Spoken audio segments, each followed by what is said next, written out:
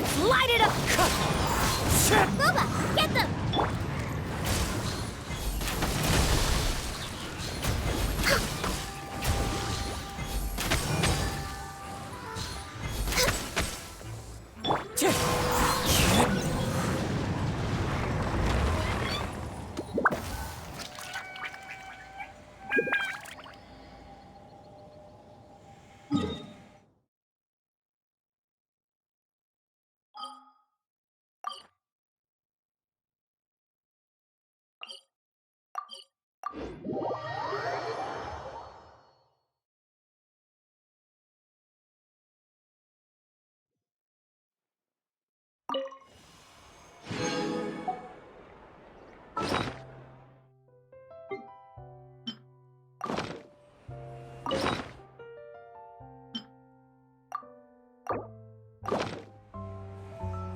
Should we really be off work this early?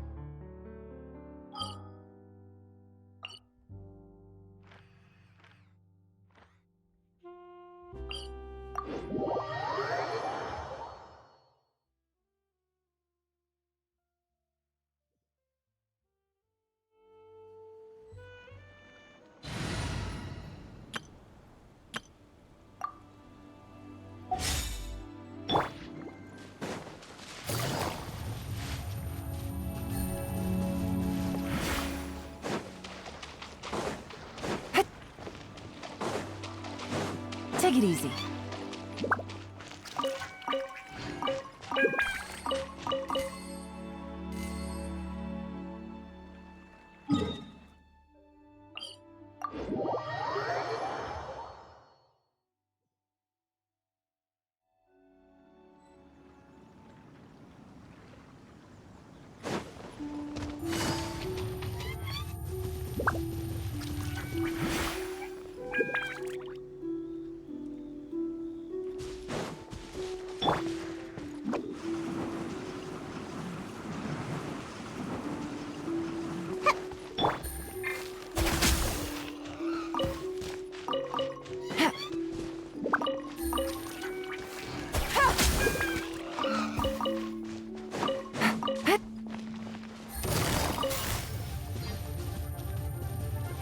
Quietly now.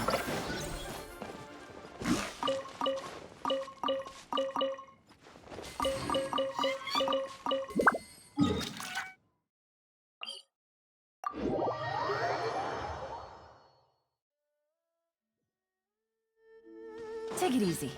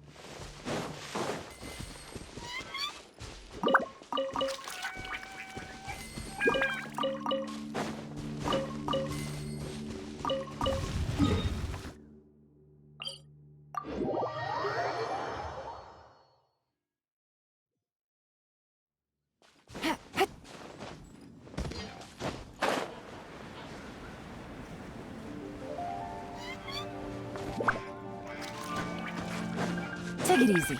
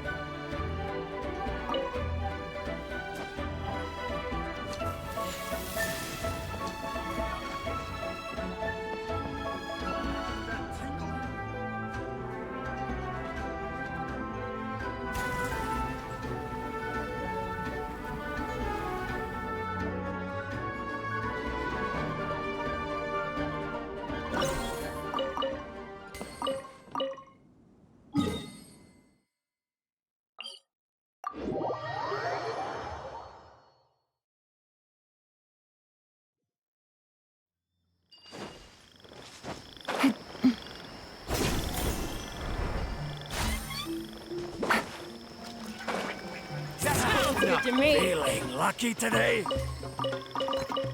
Take.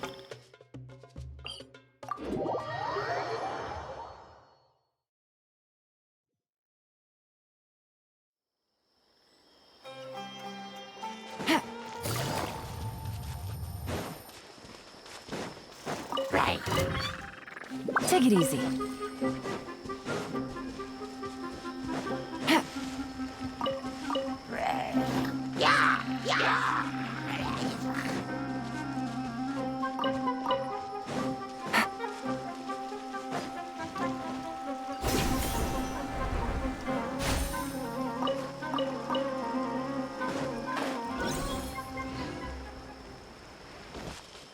Take it easy.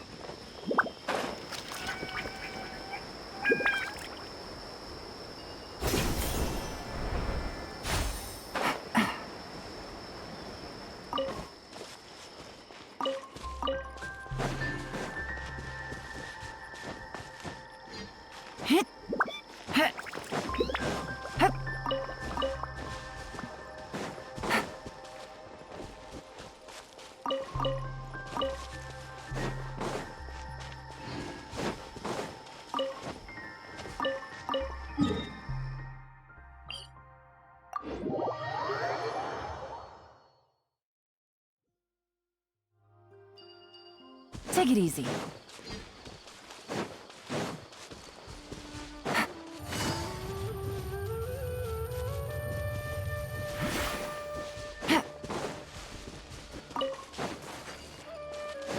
Take it easy.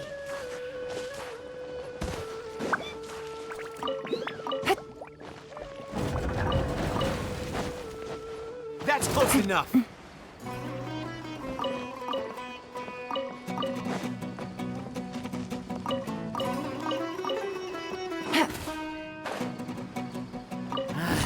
A new punching bag. Take that! Take it easy. That's close enough.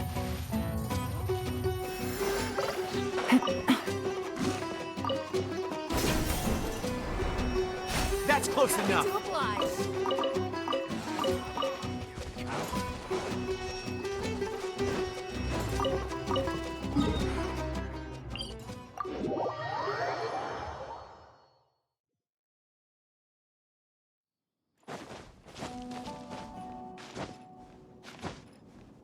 Yeah.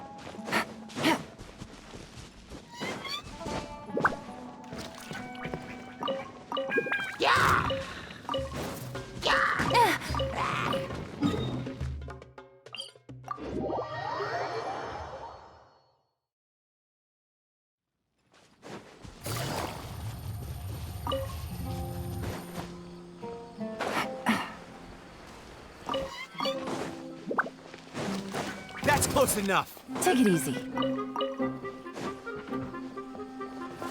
Where do you think you're going?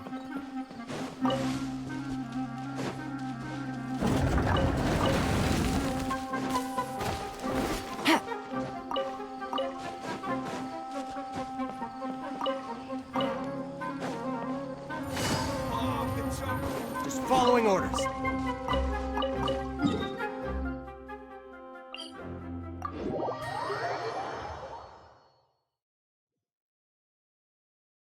Take it easy.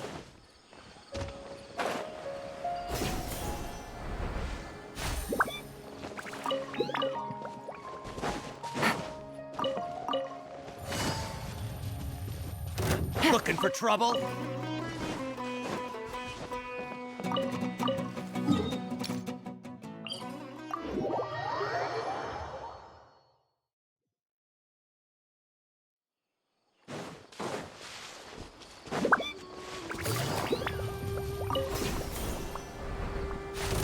lamb to the slaughter. Where do you think you're going?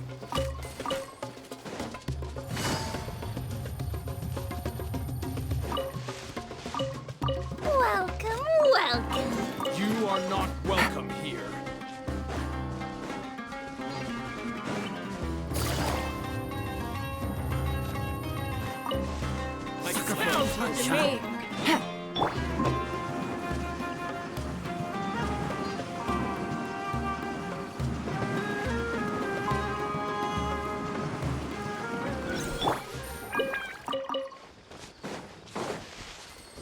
Happy to oblige. Feeling lucky today.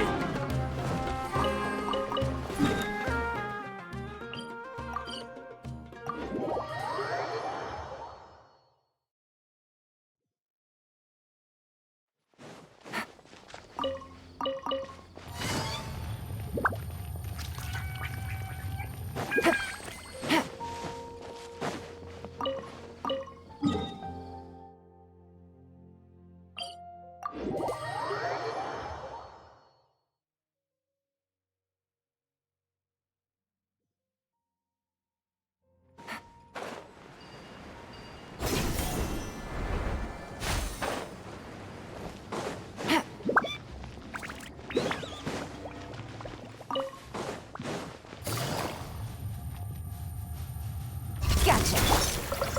Inazuma shines eternal! Illusion shattered! Ha! Ha!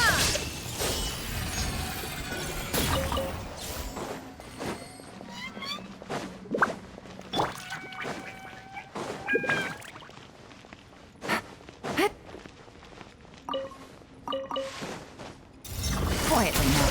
You are about to get dicey.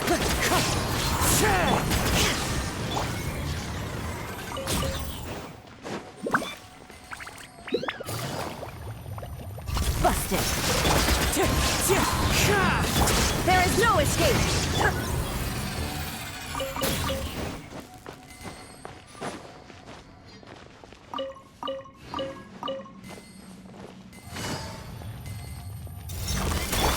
Torn to oblivion! Illusion shattered!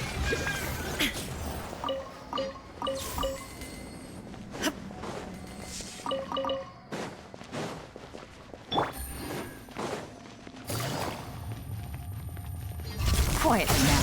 Here comes the cat. Shine down!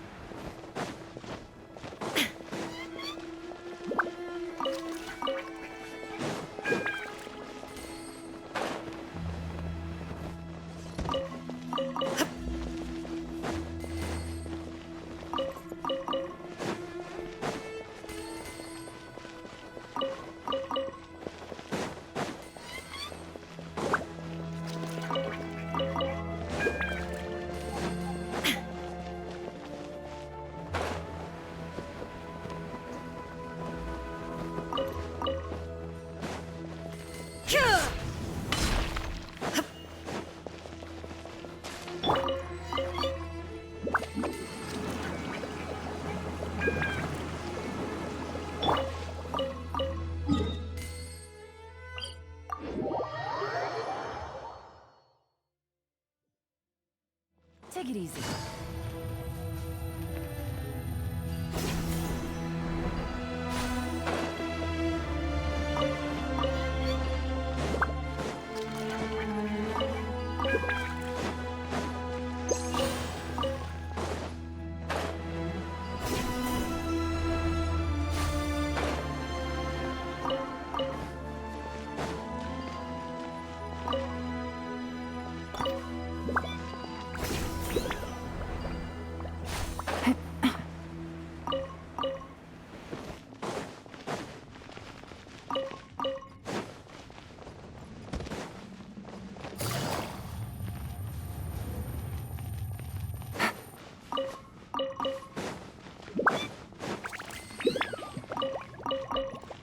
Take it easy.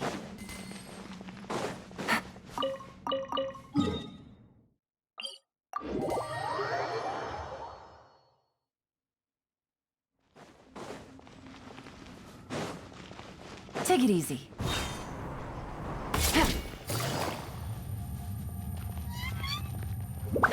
Take it easy.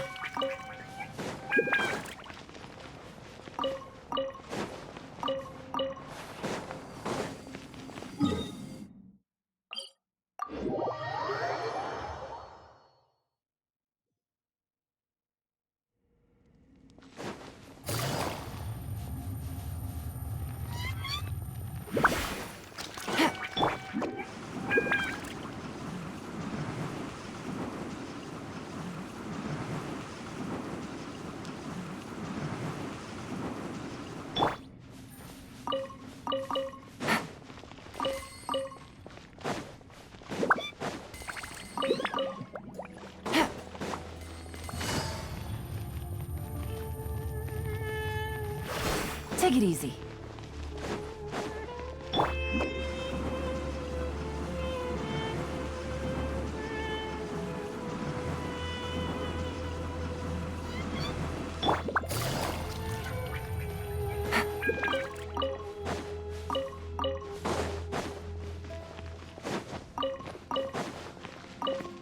Take it easy.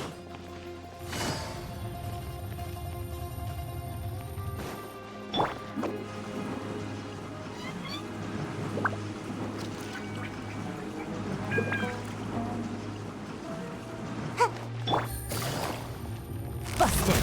Ninjutsu! Inazuma shines eternal! Ha!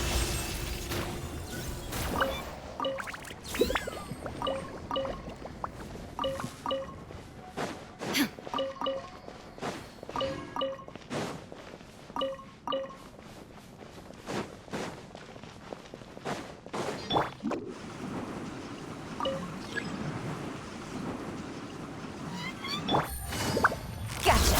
Game's up. Fun's over. There is no escape!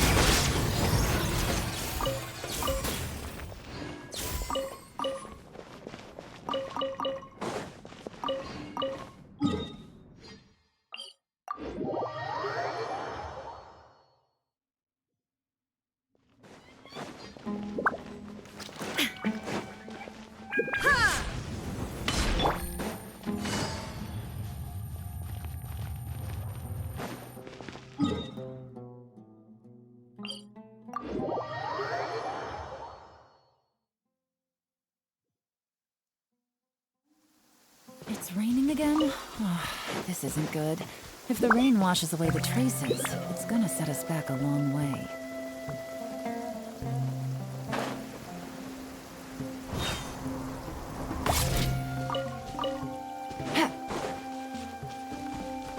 Take it easy.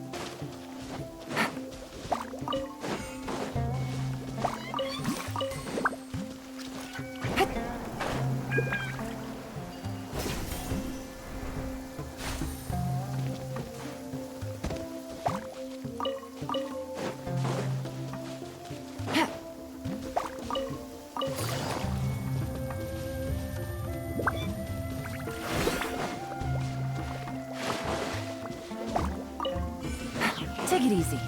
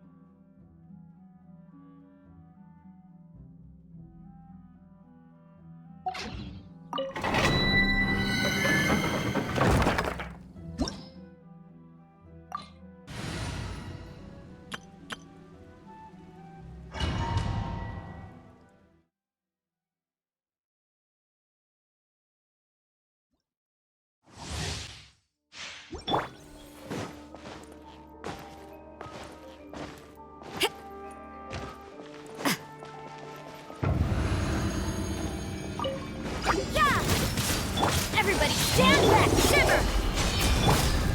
Eat this! Let me read you a verse. Huh? Judgment!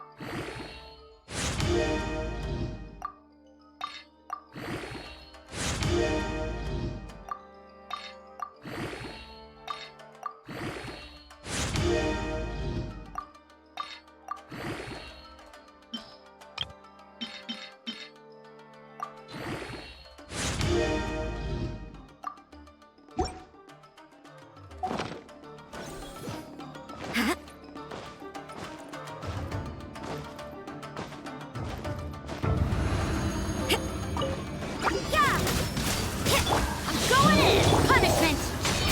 Nice and spicy. You're toast! Witness the power of Gugwa. Rain outlines your...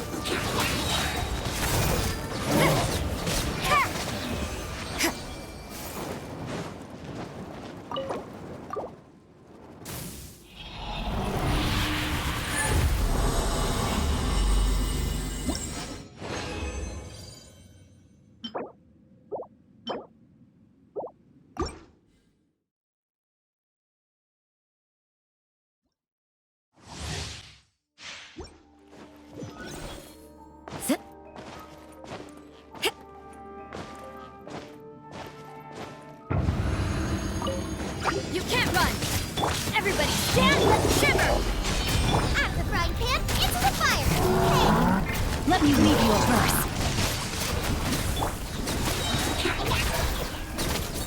Yeah!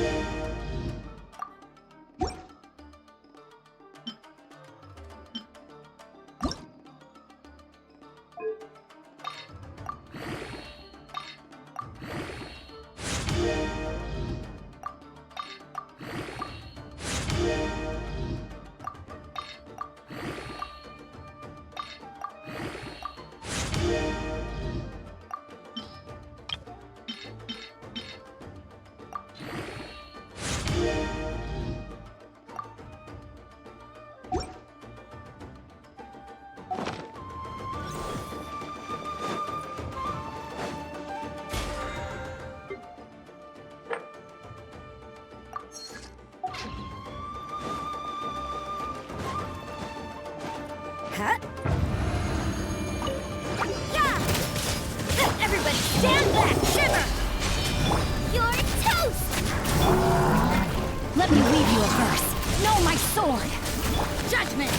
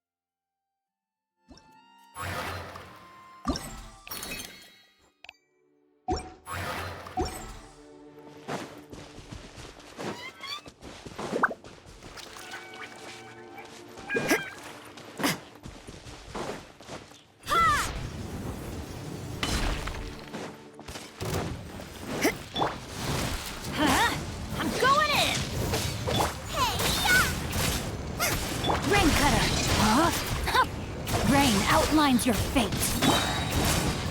Yeah!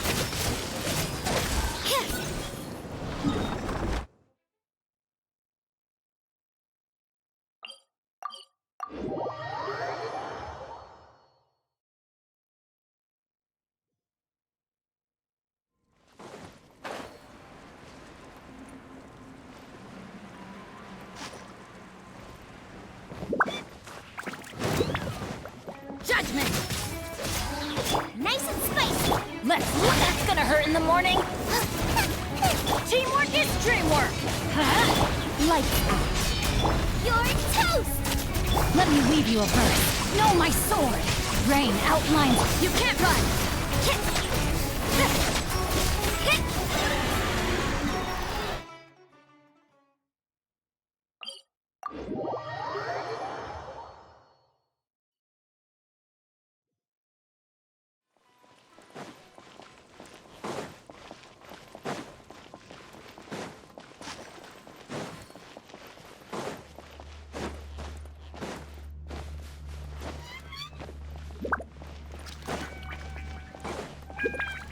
Judgment!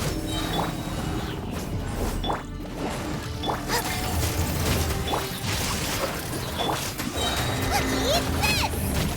I'm going in! Shiver! Witness the power of Gua. Rain out. Nice and spicy! You can't run!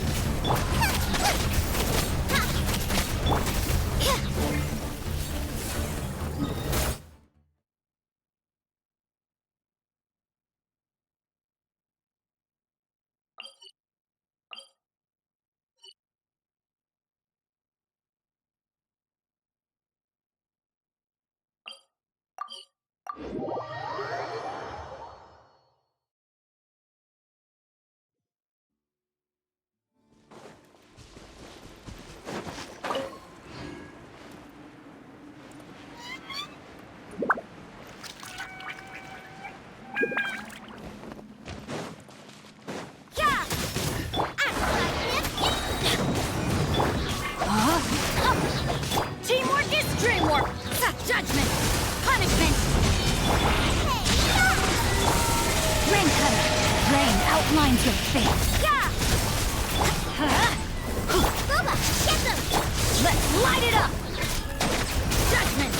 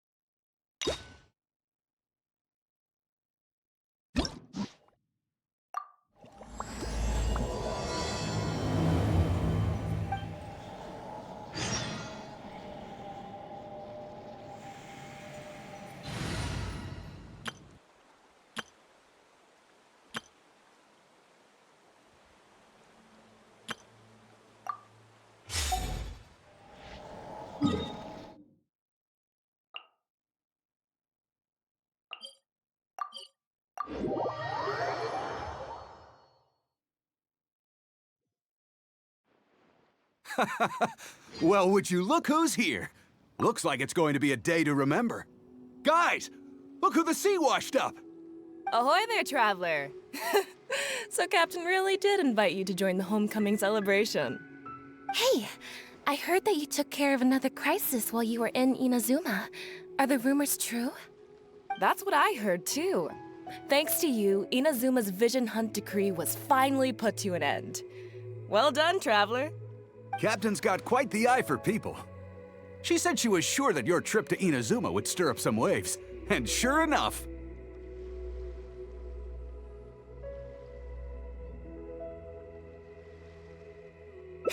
Look at you, being so modest. We all know what you did to protect Liyue Harbor. I've heard that they tell stories about you in Mondstadt, too. The honorary knight. Pretty impressive. I'd say someone of your caliber would be right at home in the cracks. Right, sailors? That's right. Wow, I'm getting excited just thinking of being the Traveler's crewmate. Hey, what do you say we arm wrestle? I was worried you'd be too busy to show up. Oh, Captain on deck! Captain, we were just trying to talk the Traveler into joining the crew. Yeah, come on, Captain Beidou. Surely you've got a way to get the Traveler on board. Well, she's on board right now for the celebration, isn't she? Yeah, but just one celebration together is not enough. You know what we mean, Captain. All right, I get it now. There is something special about you, Traveler. You earned everyone's respect, myself included. So it goes without saying that the Crux would be honored to have a crew member such as yourself. No doubt about that. But then again, a hero like yourself doesn't just set off on a journey without some bigger purpose in mind. So should a hero really drop what they're doing just to spend day after day drifting at sea with us? Well, if that were the case, then the Crux, known for always moving forward to the next horizon, would instead be holding someone back. Right. I guess we didn't think that part through. Remember, rather than seeking out strong members to join us, you should be focusing on making yourselves the strongest that you can be. If we are powerful, they will come to us. Isn't that why everyone here chose to come aboard in the first place? Yes?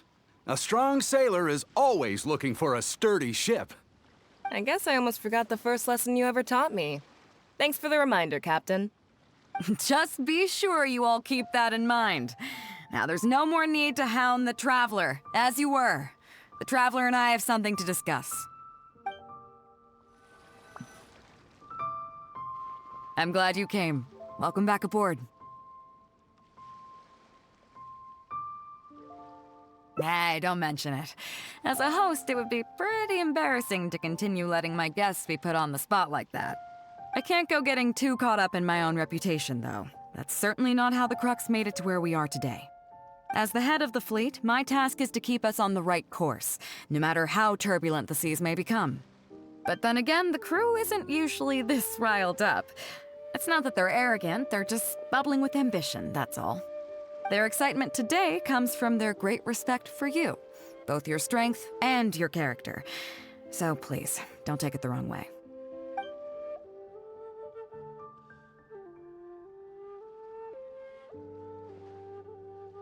Oh, is that so? Well, it just so happens that we're doing some recruitment and training for new crew members while we're back. It'll be a first-rate chance to learn the life of a sailor. Since you're interested, why don't you come along and experience a sailor's life firsthand? I'm curious to see if you'll take the sea by storm in the same way you have on land.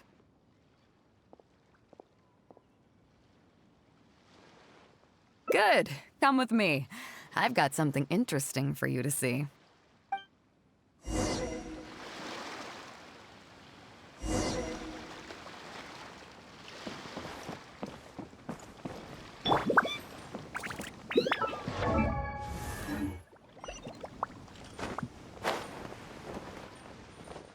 Chief Mate Juza's breaking in the newcomers, but I think we can spare you the tedium of that.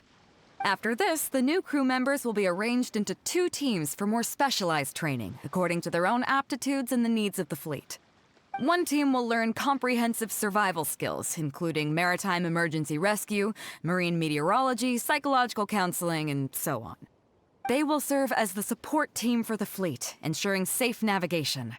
That's why we call them the Shield of the Crux.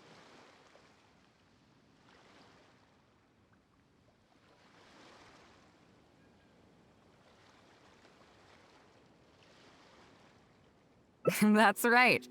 You catch on quick. As one might expect, we call the other team the Spear of the Crux, because they'll be learning about naval warfare.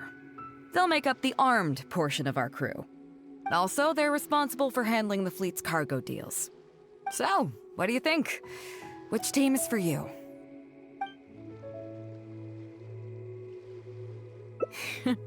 As I expected, you have a will to protect others. There are 2 main subjects that the Shield of the Crux focuses on: survival knowledge and entertainment. As I was saying earlier, survival knowledge includes prevention of injuries and diseases at sea, navigation and cartography, basic meteorology, etc. You can go learn about these skills from Genshin, Huixing, and Liushi. They're all seasoned hands in their respective fields. Each sailor has their own strengths and weaknesses. I'm no rookie, of course, but you shouldn't underestimate the knowledge of the crew. If there's anything I'm most proud of in the fleet, it's my people. Go and get to work. I'll have some questions to test you later. I look forward to seeing how you do.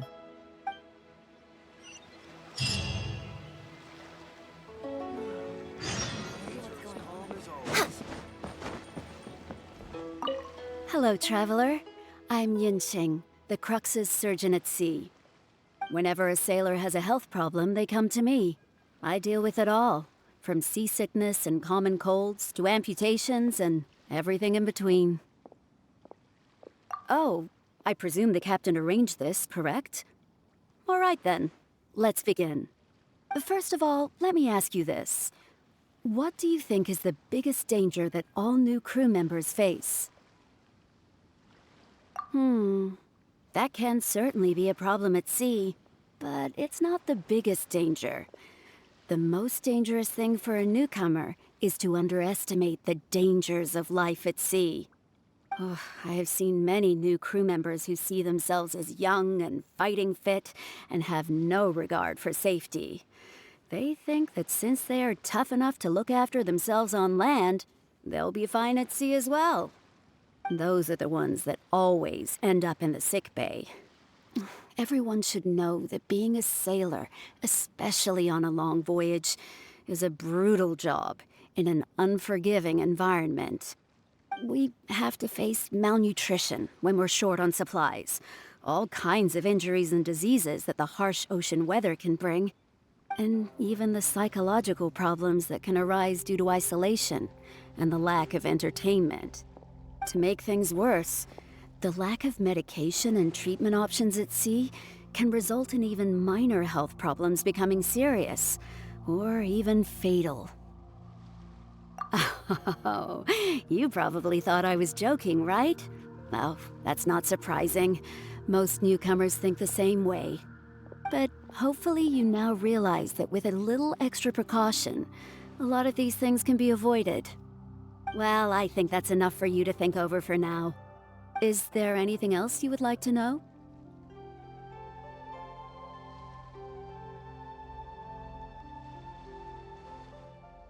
Captain Beidou? Well, out of everyone I've met, she probably values people's lives and safety the most.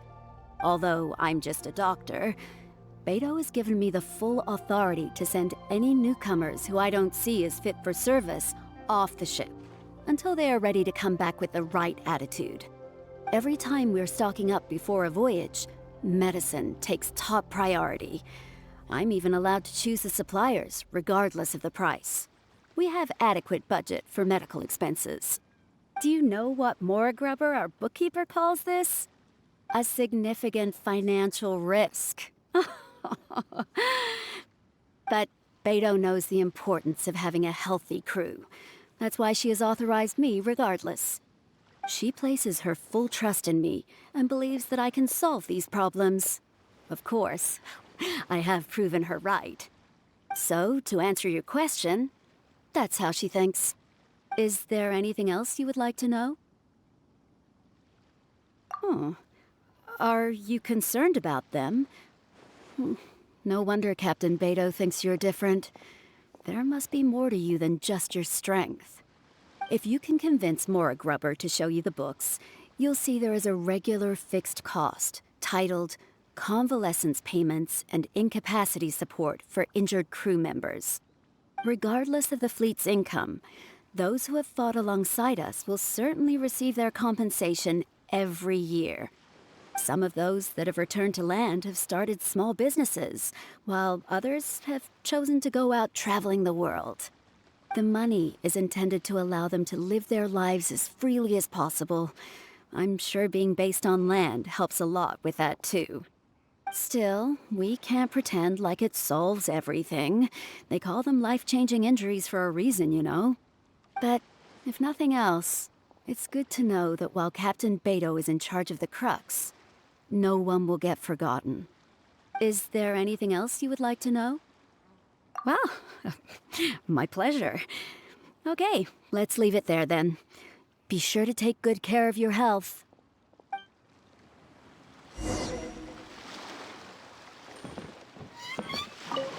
Be sure to take good care of yourself.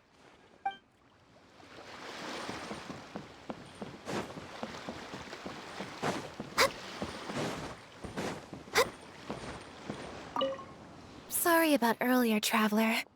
We were so caught up on getting you to join the fleet that we didn't notice we were going a little overboard. Good thing the captain stepped in. Oh! Well, in that case, you have come to the right person. I'm not just blowing smoke. You're looking at the most talented navigator in Liyue Harbor. I'll start by introducing some chart reading essentials for new sailors. Feel free to interrupt if you have any questions. Let's start with what to look for when you get a set of complicated charts. First, you should always look at any indicated shorelines, islands or reefs, water depths, hydrological conditions, and other hazards. With these features in mind, you can answer the basic question of, can I chart a safe course through this area? Visually, nautical charts are a little unique. Unlike land maps, most charts do not have a fixed scale, which means that it can be hard to precisely determine the exact distance between 2 points. The most advanced nautical charts come with a supplementary chart, which has different colored lines marked on it to indicate distances. It's worth mentioning that under my direction, the Crux is using these advanced kinds of charts. Some cartographers mark out other points of interest on their charts, usually with their own special symbols. If they don't leave any accompanying notes, they can be very difficult to interpret.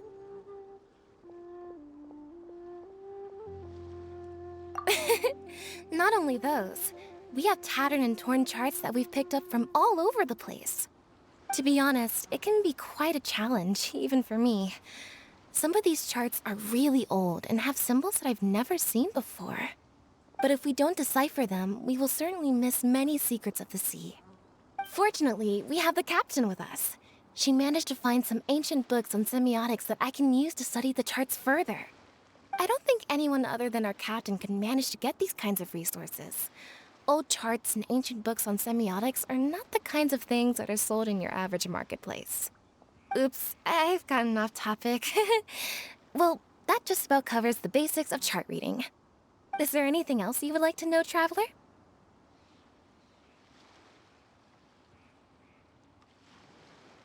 Drafting charts?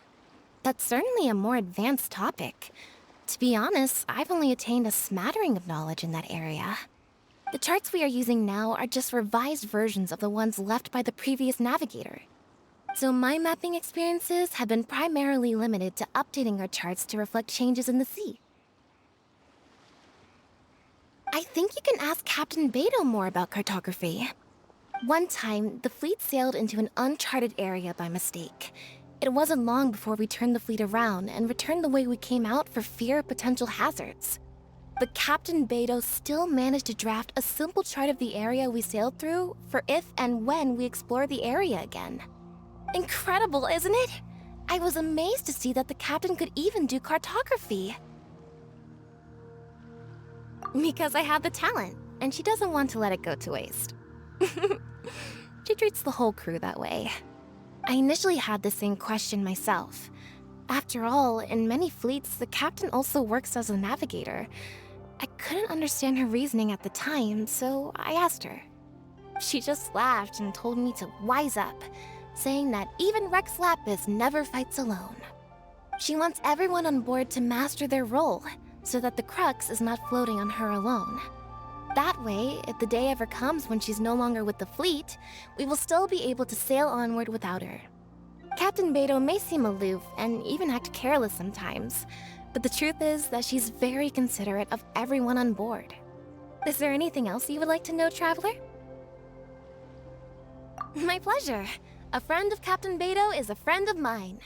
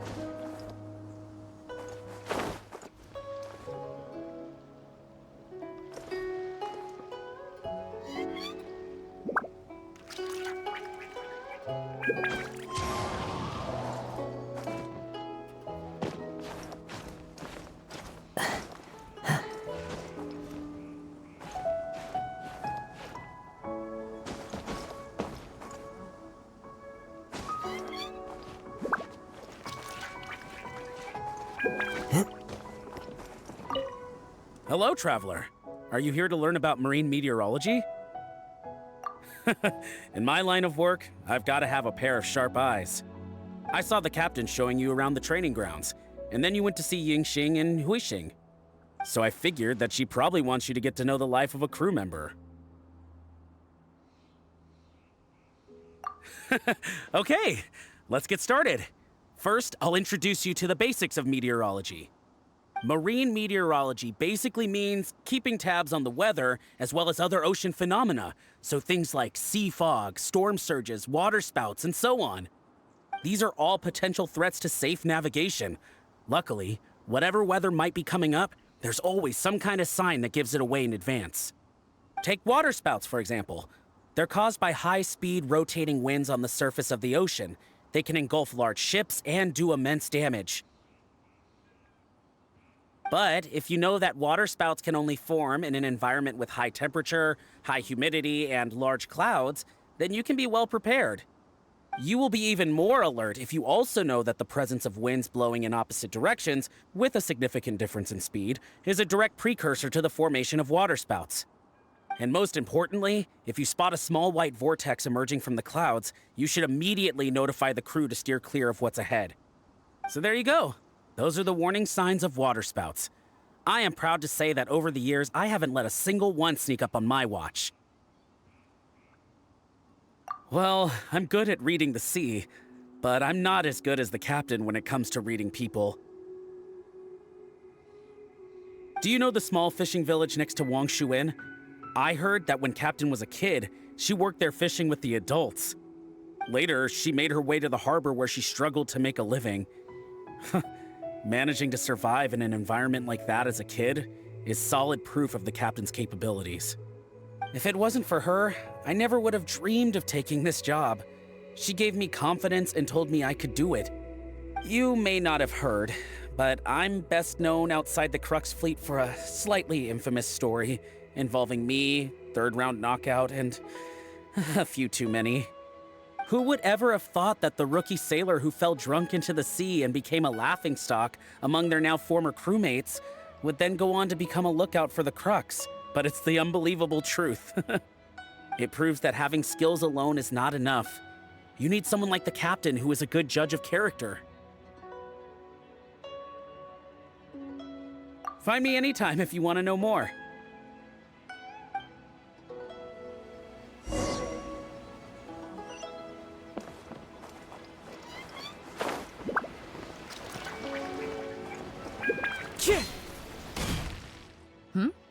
So you've already finished talking to the crew, huh? I thought it would take you a while longer. So, what did you think? Well, you sound confident, but don't underestimate the shield of the Crux. Gotta admit, though, I like your attitude, kid. Okay, let's get started. First of all, life on the sea isn't always plain sailing. Injuries and illnesses happen all the time. But what is the single biggest danger facing crew members? Is that your final answer? All right, on to the second question. As you've just learned, the fleet plots its route using nautical charts. The charts used by the Crux have additional charts attached. The supplementary chart has lots of lines in various colors for added reference. What is the purpose of these lines?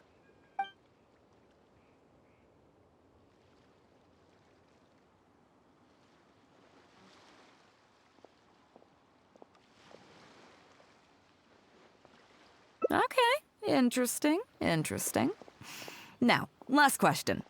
On longer voyages, we have to be especially careful to avoid certain weather hazards that pose a threat to the integrity of the ship and the lives of the crew. For example, waterspouts. So my question is, how can we reliably predict waterspouts so we can avoid them?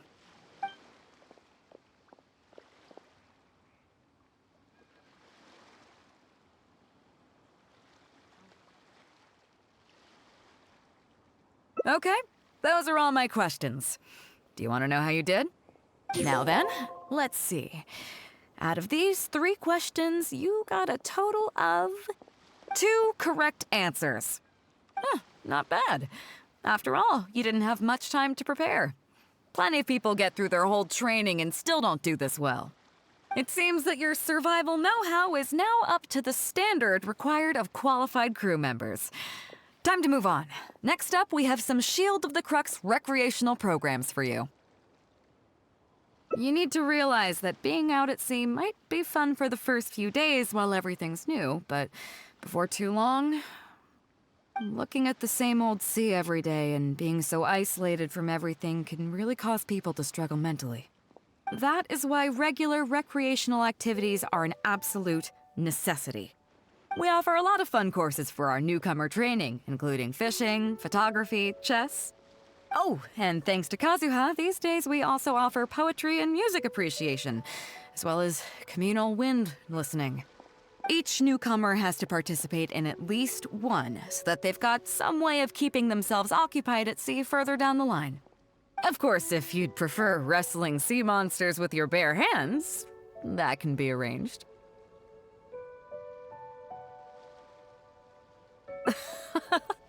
Well, for today, at least, let's stick to the training schedule drawn up by Juza. If I remember correctly, it should be photography today. Come on, I'll show you.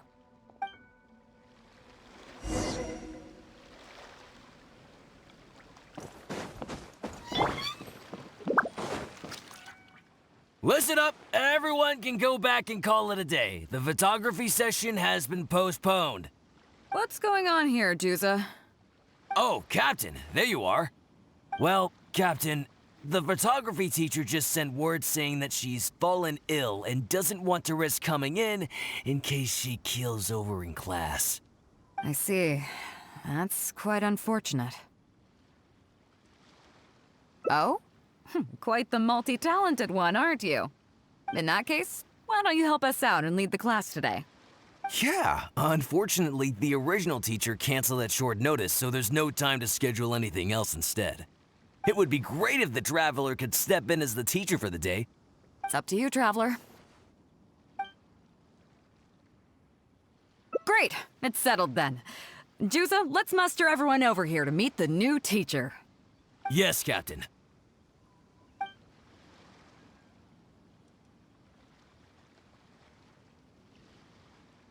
Okay, that's 1, 2, 3. No. That should be everyone. Take it away, Traveler. Oh yeah? What's that? Fair enough. It seems like you already have someone in mind. So, who will it be?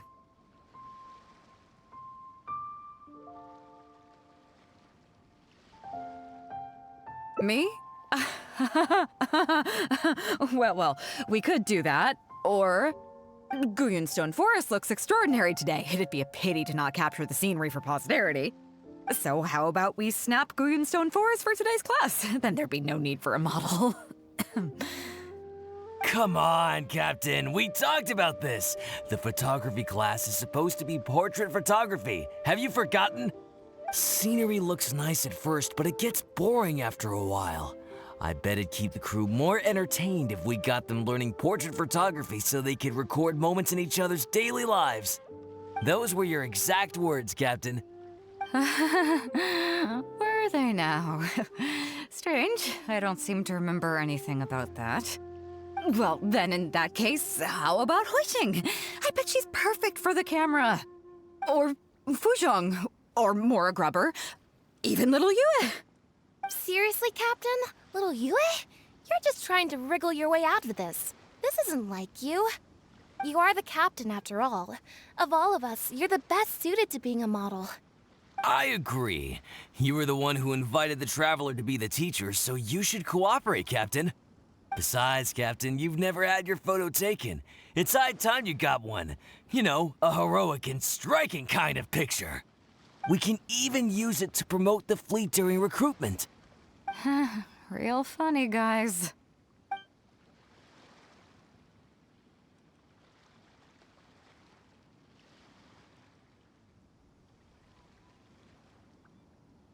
Well, if you say so. I'm not one to spoil the fun. So, what do I do now, Traveler?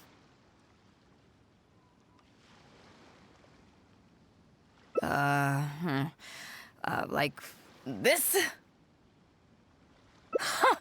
You're kidding, right? I've never had my photo taken before, but something this simple shouldn't be a challenge for me. It must be the lighting or something. You've got it wrong.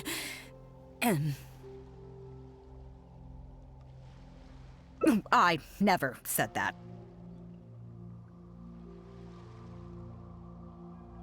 You mean go somewhere else, then bring the final photo back as teaching material? Sounds good to me. That's a good idea, isn't it, guys? The lighting may still be a problem. But I'm open to persuasion. If you have a suitable place in mind, I can consider it. Just to be clear, I won't necessarily agree. It depends on the place you have in mind.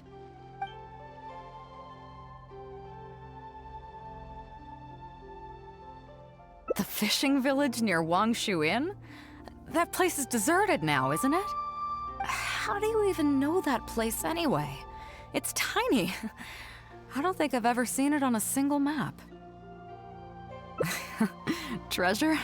There? I guess I missed out on that one. It just so happens that that little village is where I grew up. Now that you've mentioned it, it's given me the urge to go back and take a look around. How about we take this opportunity to pay my old home a visit?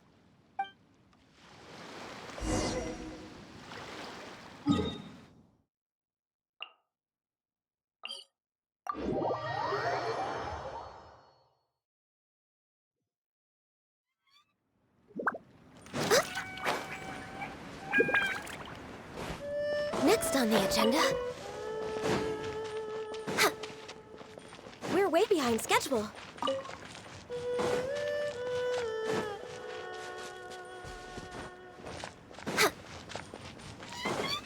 We're way behind schedule. Access denied.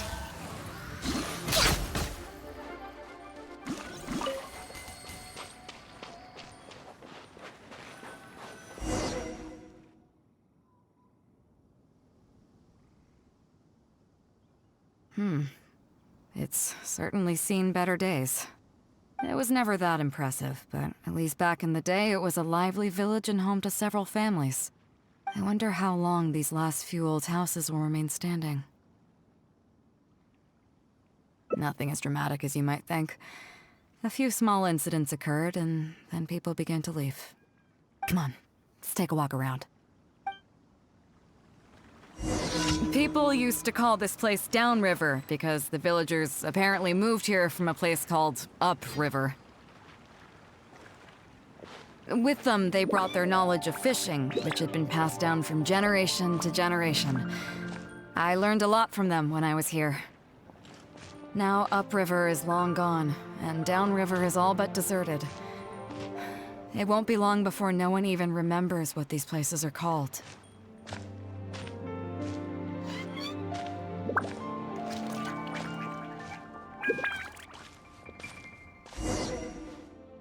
To Zhong. Zhong. I barely remember this name.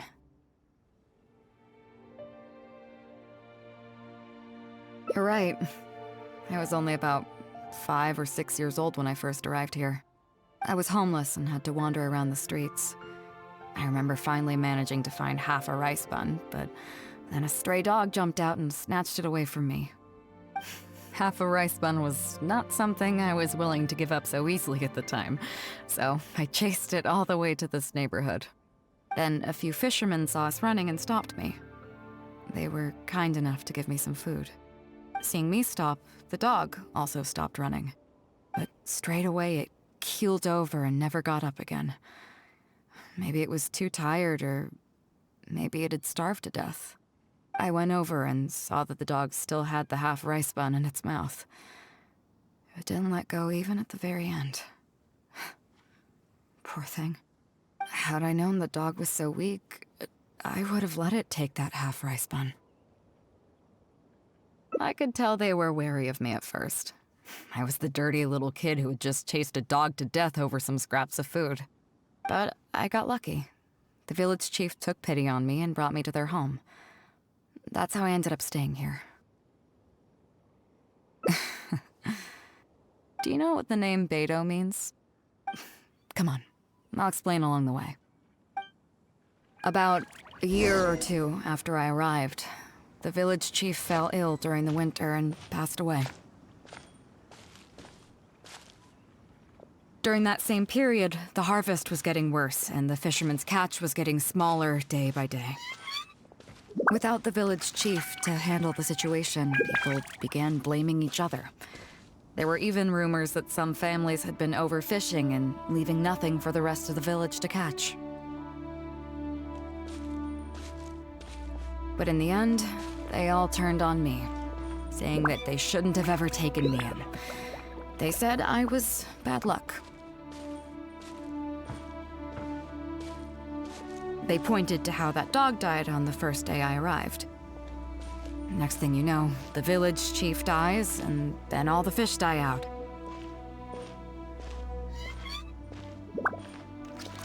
They said I was a living curse, and the downfall of the village was all my fault. I told them that I didn't understand. I'm not a curse, I'm just Beidou.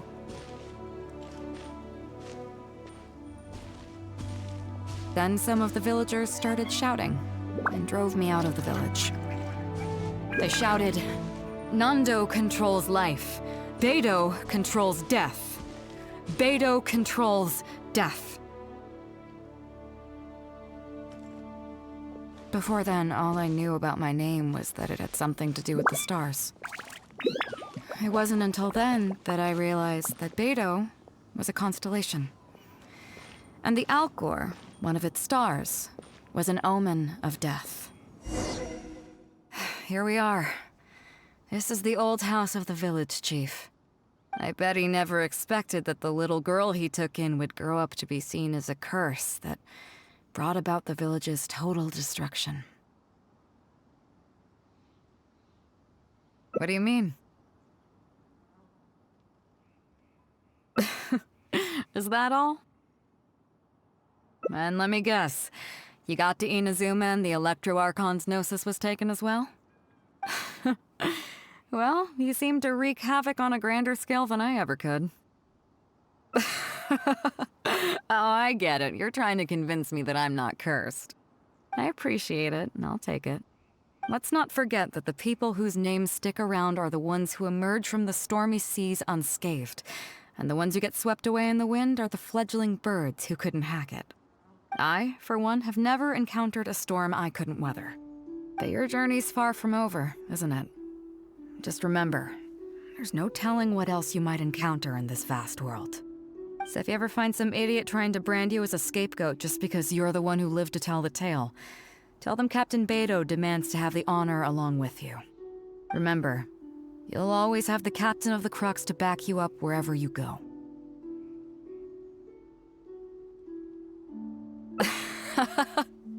Two cursed scapegoats banding together for survival. Sounds like a recipe for disaster, but at the same time, I kinda dig it. I'm lucky to have a friend like you. Okay, it's time to get back to our photography. Right, teacher? Come on, let's not waste any time. Get it done while you can before I change my mind. So, do I need to strike a pose?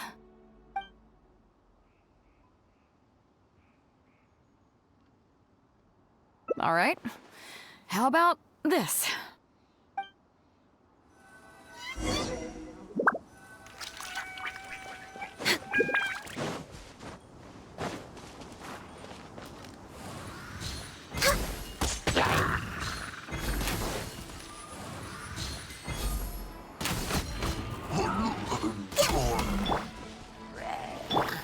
Wind Strider!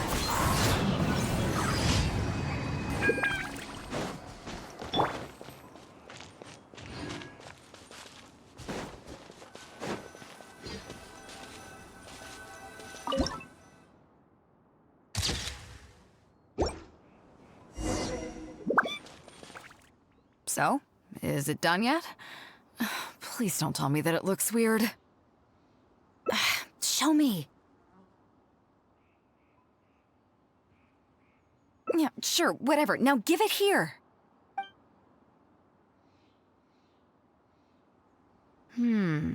Yes. I see. All right. On behalf of the Crux, thank you very much for your photography class today. You've been an excellent teacher, and I couldn't be more satisfied.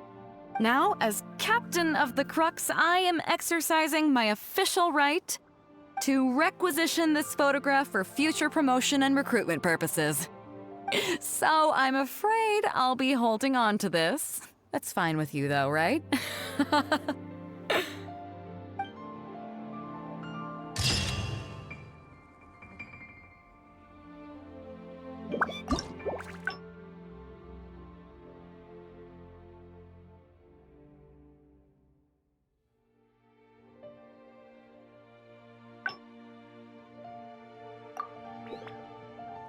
Here we are. This is the old house of the village chief. I bet he never expected that the little girl he took... What do you mean? Is that all? And let me guess. You got... Well, you seem...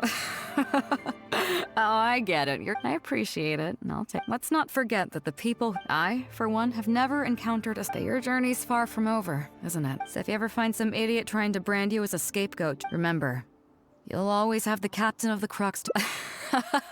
I kinda dig it. I'm lucky to have a friend like... Okay, it's time to get back to our photography. Right, teacher? Come on, let's not waste any time. Get it done while you can before I change my mind. So, do I need to strike a pose? What? The nerve! What do you think this is? I don't want to do this whole modeling thing. Hey, Cut it out. No more pictures.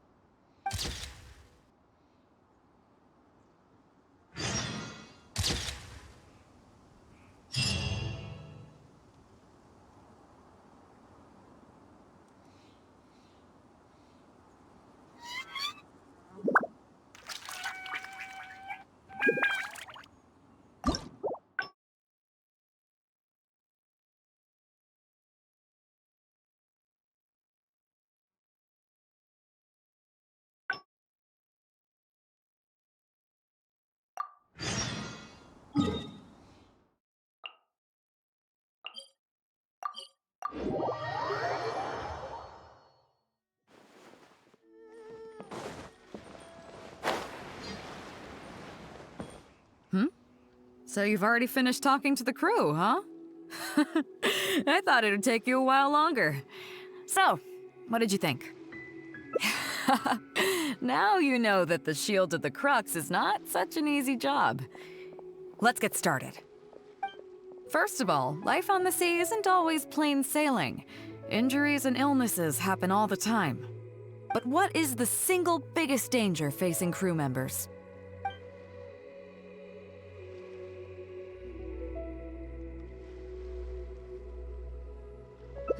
Is that your final answer? All right, on to the second question. As you've just learned, the fleet plots its route using nautical charts.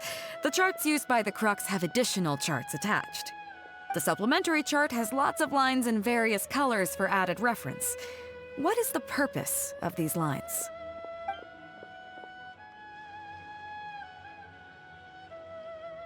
Okay, interesting. Now, last question. On longer voyages, we have to be especially careful to avoid certain weather hazards that pose a threat to the integrity of the ship and the lives of the crew. For example, waterspouts. So my question is, how can we reliably predict waterspouts so we can avoid them?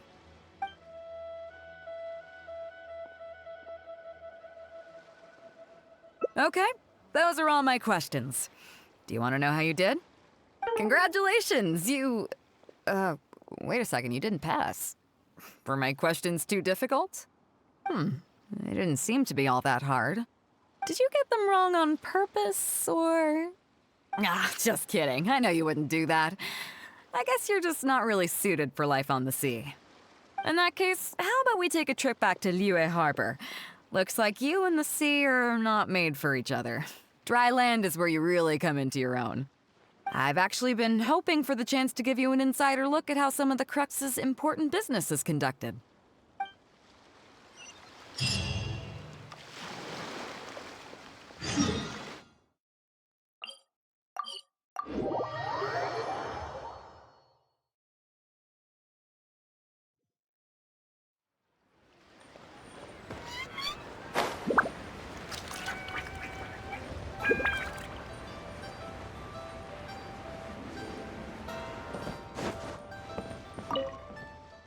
You may be aware that as an armed fleet, the Crux is kinda like the maritime equivalent of a guard for hire. We work as an armed carrier, earning our keep by successfully delivering the goods entrusted to us from A to B. Aside from that, though, there is also one other important way we make income.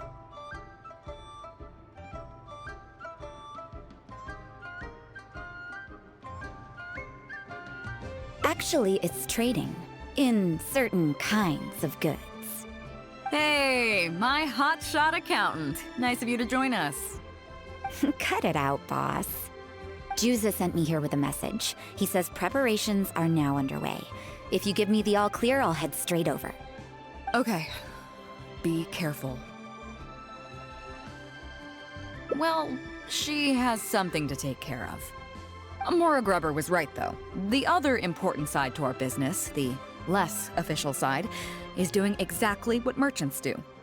Importing here, exporting there. The only difference between us and regular merchants is that our transactions aren't entirely above board. You'll see what I mean by that shortly. I'm taking you to see one such transaction for yourself. Come on, let's go meet our trading partner for the day.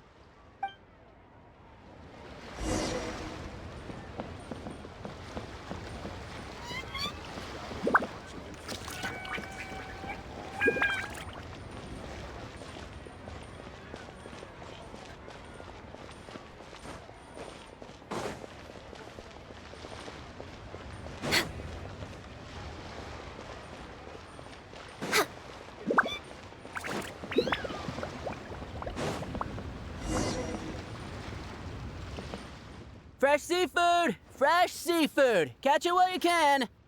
What do you have? Hello there! Here at Nay's Professional Fishmongers, we've got everything you could ask for. So what do you need? I want a bass head with all the teeth removed. If there's a single tooth in there, I don't want it. Huh? You know bass have pharyngeal teeth, right? In the throat? How do you expect me to get all those out? Then I'll have a bass trunk with 2 swim bladders. Again, if it's short by 1 swim bladder, it's not the bass I want. You're not making this easy for me. 1 bass means 1 swim bladder. Afraid that's not up to me. Okay, then I'll take a bass tail with scales that are yellow on the outside, black on the inside. Also, it's gotta have a total of 81 scales, that's 7 times 7, no more, no less. What kind of fish scales are yellow outside and black inside? You sure this is a fish you're talking about? In any case, you can try all you want, but 7 times 7 is never gonna get you 81. Pardon my asking, but you're not a fish expert, are you? I'm sorry, ma'am, but I'm afraid I don't have any of the things you're looking for. Look, I'm a professional. So are most of the people I serve. I can accommodate anything they ask for. Seems you two are amateurs. So I'm sorry, but you'll have to go someplace else. Anywhere you'd recommend? Like I said, Nay's Professional Fishmongers is for professionals. For amateurs, the place to go to would be Wise Amateur Fishmongers. I bet you're wondering why that guy was saying he didn't have what we wanted. That was just the first step in the transaction to confirm our identity. The real deal will come later.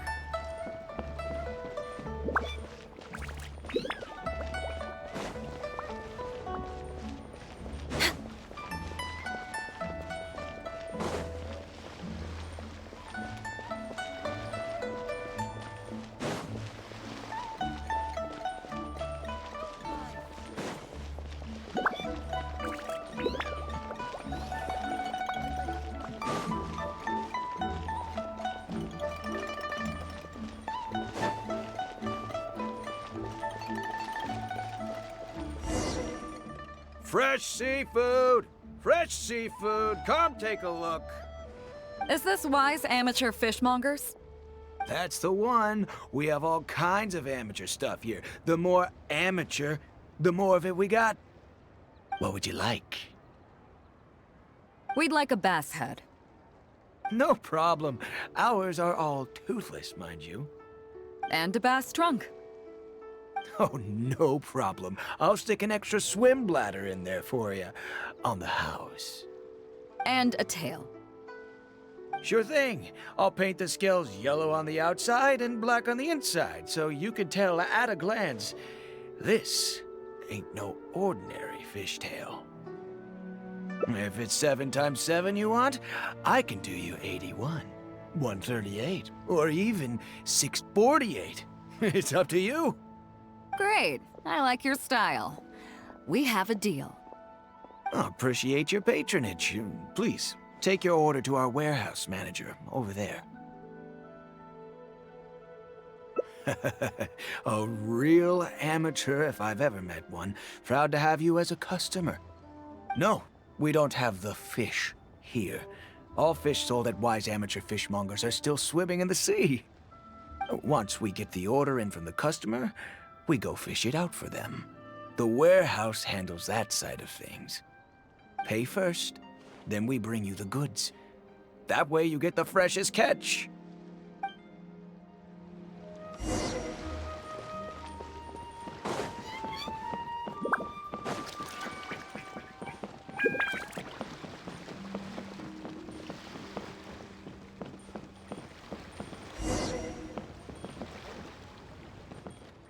Are you two here to collect your order, huh, Beidou? Yes, sir. We're here about that bass. I didn't expect you to come in person, but we still need to follow procedure.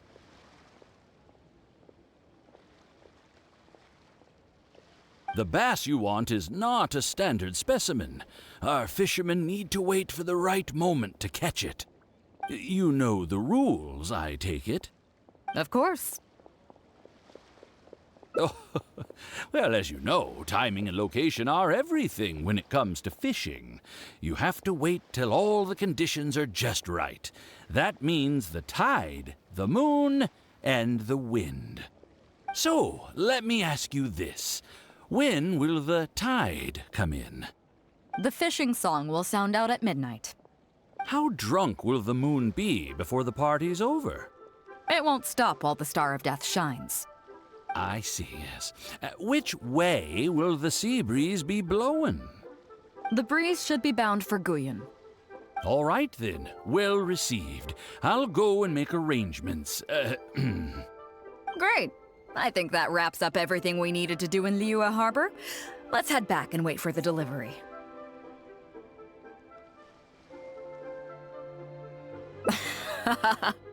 I thought we were pretty clear, weren't we? The three people we just met are our business partners. Nay's professional fishmongers and Y's amateur fishmongers are just cover names. The bass, obviously, is the code name for the goods. The numbers of teeth, swim bladders, and scales all represent different specifications. Meanwhile, the conversation I had with the warehouse keeper was the instructions for the deal itself. Let me translate it for you. Tonight at midnight, the deal will take place in Guyan Stone Forest. The Alcor will wait there as long as needed. As for what the actual goods are, well, you'll see tonight. What if I were to say yes? What would you do then?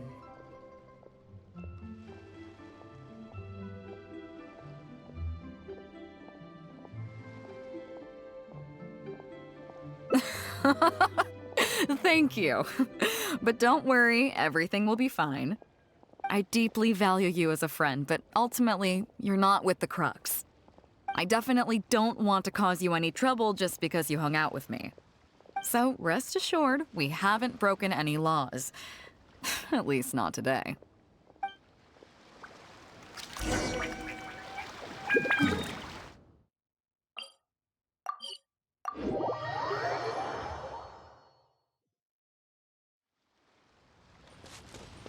We're way behind schedule.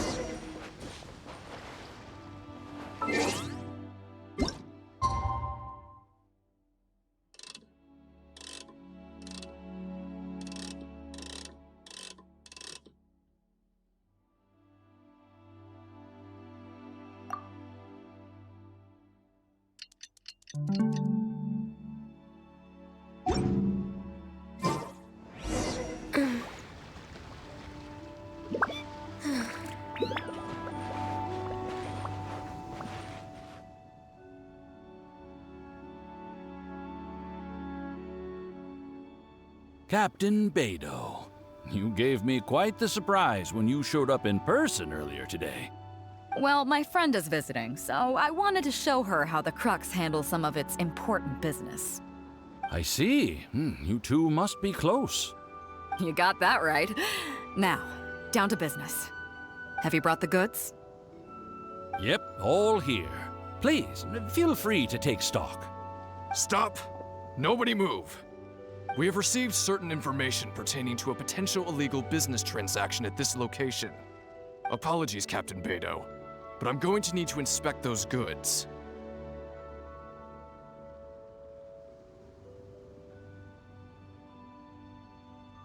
Oh? An illegal business transaction, you say? Well, all the goods are here. If you have any suspicions, please inspect them at your leisure. Captain, everything's been checked. It's just a bunch of potatoes, flour, and so on. And all the paperwork checks out too. Huh? Everything's been checked thrice over. There's not a single contraband item here. The paperwork was approved by the Ministry of Civil Affairs and the tax declarations are all in order. Looks like you've managed to clear everything up. I suppose we can put this down as a simple misunderstanding. Yes, apologies. This was a mistake on our end. Come on, let's go. Bravo, Captain Beidou. This was rather ingenious. Seems like your friend still has a little catching up to do. I know you have a lot of questions. Come on, take a walk with me and I'll lay it all out for you. Well, I'll leave you both to it. Captain Beidou, I look forward to doing business with you again. Take care. You probably thought that there was some sort of nefarious business going on behind all the secrecy today. The truth is, that was exactly what I wanted the Ministry of Civil Affairs to believe. What you might not know is that I, as the leader of the Crux fleet, and you, the great hero of Liyue Harbor, have both been on the Ministry of Civil Affairs watch list for a long time. In other words, whenever you or I crop up in Liyue Harbor, it almost always draws their attention. Not that there's any animosity behind it, mind you. In their words, it's a security precaution to prevent people like us from causing unnecessary trouble. Oh, I have no qualms about that. They're just doing their job, keeping the land safe. But how does that saying go again? Ah, yes. Sometimes the closer you are to something, the less you can see. Did you figure it out yet? That's right, Maura Grubber, the accountant. With you, me, and a few sacks of potatoes and flour serving as a front, the deal she's overseeing on her end should go off without a hitch. After all, the Ministry of Civil Affairs sent the Millilith to us.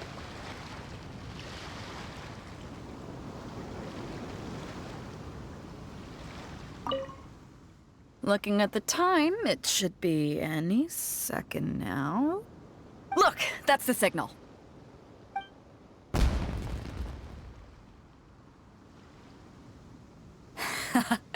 Tonight's real deal is officially done. Do you have any more questions? You're right. Never underestimate her. But as long as we don't take things too far, she won't look into it too closely. She knows that neither you nor I would do anything to harm Liyue. In any case, there's another higher-level watch list at the Ministry of Civil Affairs above the one we're on. It's top secret. Even I don't know whose names are on it. But I do know that the individuals and organizations on that list are the ones the Qixing are really wary of. I've gotten off topic. On some level, Ningguang and I are actually business partners too.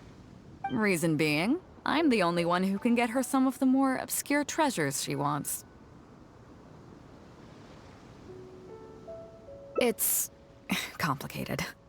All you need to know is that what might be easily attainable for some people can often be a lifesaver for others who can't get their hands on it. That's where we come in. It's as simple as that. You still have some important things to take care of, don't you? As long as you don't know what I was referring to, you'll be safe. So, I'm sorry, but I can't tell you for now. Of course, if the day comes when you've traveled to every corner of the world, found your sibling, and neatly tied up all your loose ends along the way, you're welcome to come back here and I'll tell you all about it. You'll always be welcome in the Crux fleet. I hope I get to see you on board again someday.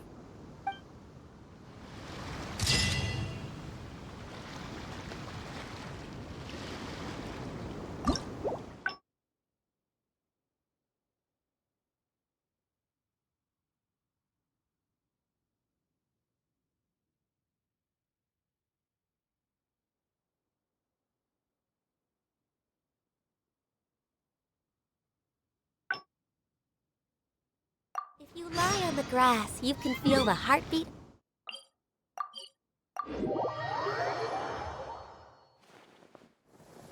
Oh, good. I was just thinking.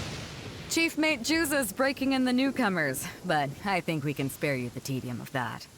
After this, the new crew members will be arranged into 2 teams for more specialized training, according to their own aptitudes and the needs of the fleet. One team will learn comprehensive survival skills, including maritime emergency. They will serve as the support team for the fleet, ensuring safe navigation. That's why we call them the Shield of the Crux.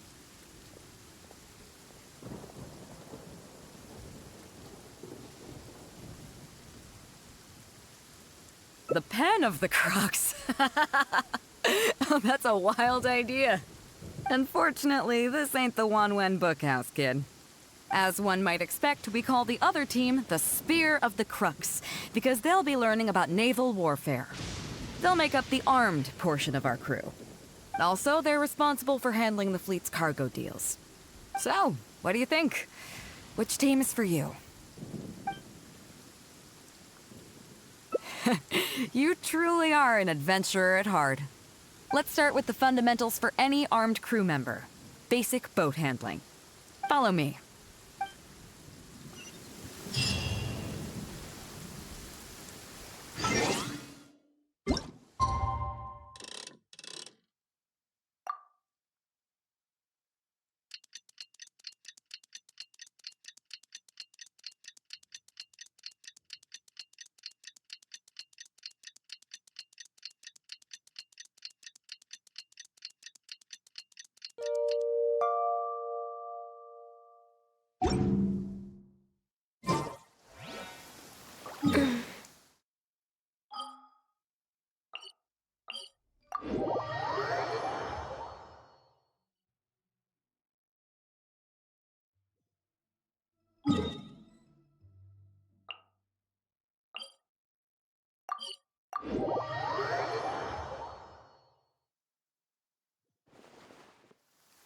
It is something of a luxury, but I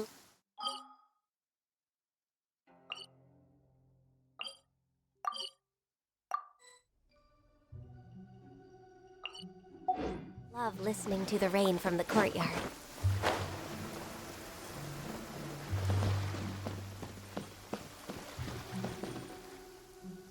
These are some older skirmish boats that we keep on the Alcor as backup. Although they've been made redundant by newer models now, they're still fully kitted out. They're perfect for when we need to do simulated battles as part of crew training.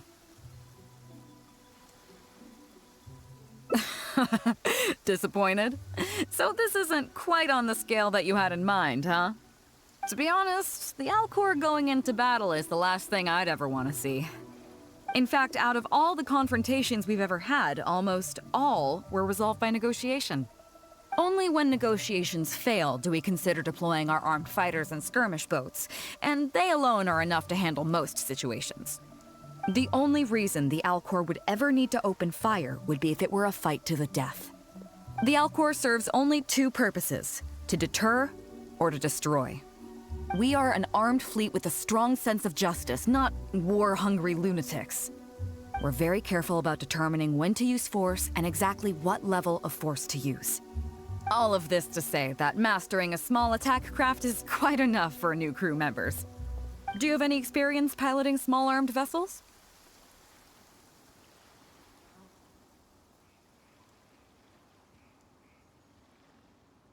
You mean you can do the jobs of a helmsman and a gunner simultaneously?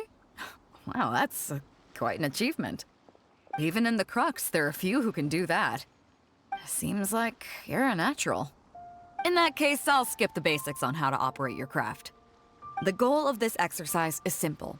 Steer your skirmish boat along the prescribed route and return here within the time limit. You can start when you're ready. I'll be waiting here so I can observe your skills.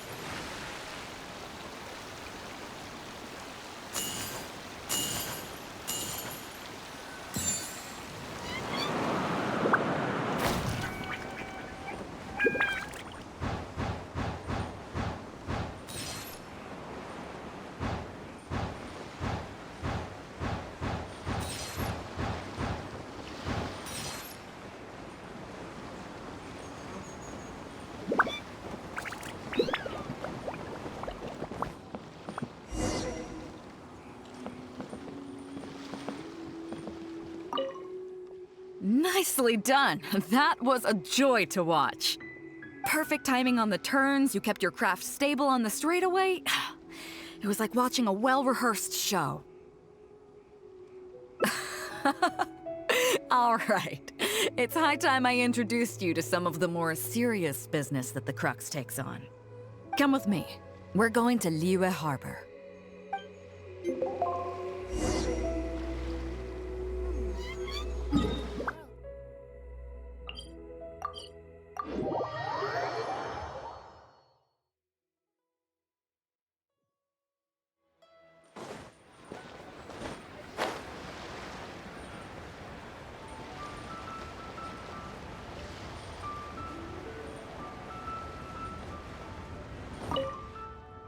You may be aware that as an armed fleet, the Crux is kinda like the maritime equivalent of a guard for hire. We work as an armed carrier, earning our keep by successfully delivering the goods entrusted to us from A to B. Aside from that, though, there is also one other important way we make income.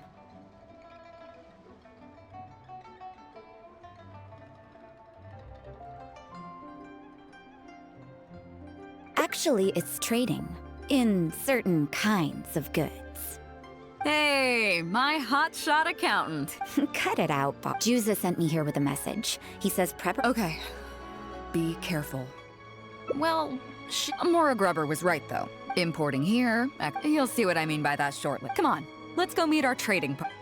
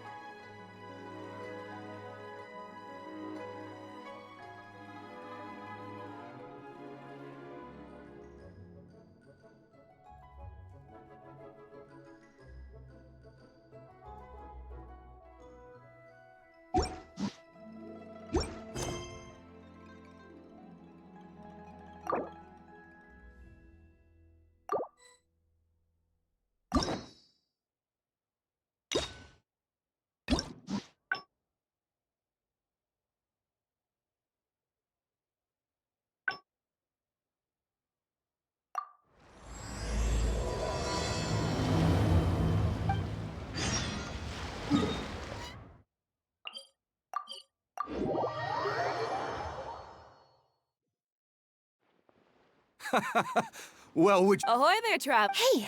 That's what I heard. Captain's got quite the eye for people. She said she... Look at you, being so modest. We all know what you did to protect Liyue Harbor. I've heard that they tell stories about you in Mondstadt. Hey. I was worried you'd be too busy to show up. Oh. Yeah, come on. Well, she's on board. Yeah. All right, so it goes. No doubt about But then again, so should a hero... Well, if that were... Right. Remember, isn't that why Yes? I guess I almost forgot. Just be... I'm glad you came. Welcome back aboard. Do I? Oh, to be honest, I don't care for that kind of reputation. I don't want people to see me like some big-shot official from Yujing Terrace. But I'll take it as a compliment. I'm glad you see me as well-respected. I can't go getting too caught up in my own reputation, though. That's certainly not how the Crux made it to where we are today. As the head of the fleet, my task is to keep us on the right course, no matter... But then again, their excitement to... All good then. Great. Actually, speaking of Inazuma, I think your good luck must have rubbed off on me on the way over. I made an interesting find on the beach shortly after we parted ways. Let's talk about it over there, where it's a little quieter. This is running a bit low.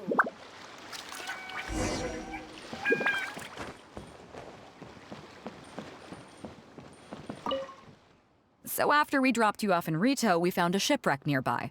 Probably belonged to Inazuman pirates. We searched the wreckage and found a map. At first, I thought it was a nautical chart.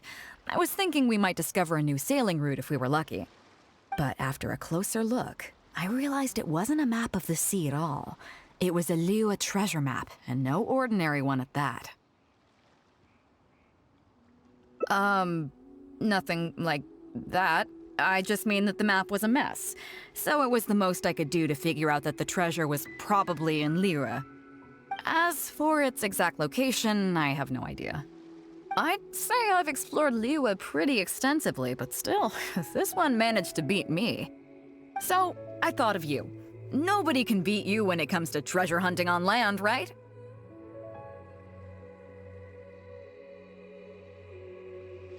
Is that right? Well then, it looks like I'm in good hands. Here's the map, see what you can make of it. So, where do you think it is?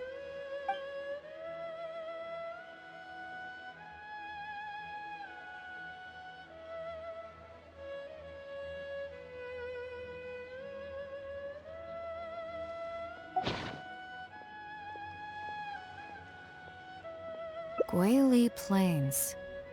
Huh, I never would have gotten that. How can you tell?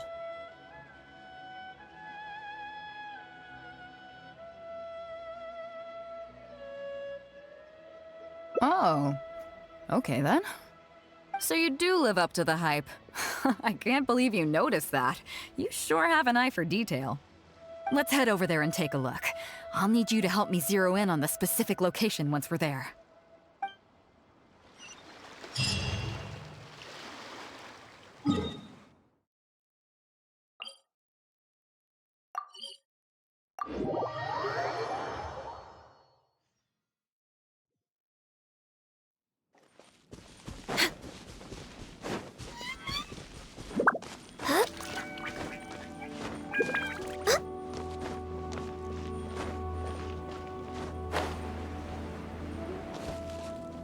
We're way behind schedule. It should be around here, right? Hmm? Who are they? Oh, it's a bunch of treasure hoarders. I guess the treasure's for real then. There are quite a few of them. If things go south and fists start flying, stay behind me. I'm more than a match for these amateurs.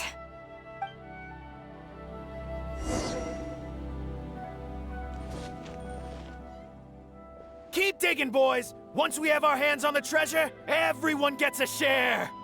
You can all hold it right there! Huh? Who's that barking orders? Do you know who you're up against here? Keep going if you got a death wish. What the? It's... Captain Beidou! Run, boys, run! Nobody move! Captain Beidou, Lord of the Ocean, this is all my fault. I didn't know who I was up against.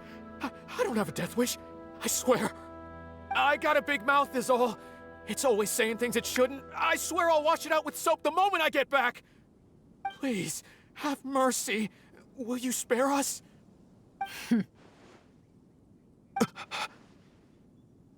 Well, spare them, at least. These guys are just trying to put food in their mouths. They'd never hurt a soul. If you need to take anyone, take me. Please, let them go. It was me that disrespected you. They never did and never would. Is that right? Fine. Seems like you've got a heart in there somewhere, seeing how you treat your crew.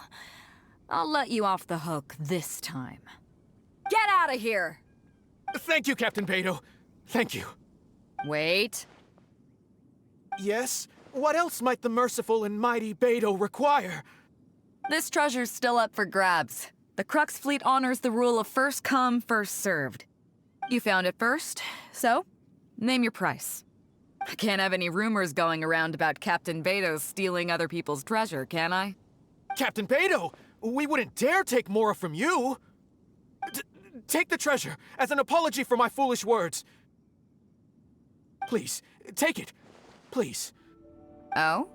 Well, if you insist. I accept your kind offer, and I'll make you one in return. You don't seem like terrible folks, so let me help you get onto the right track.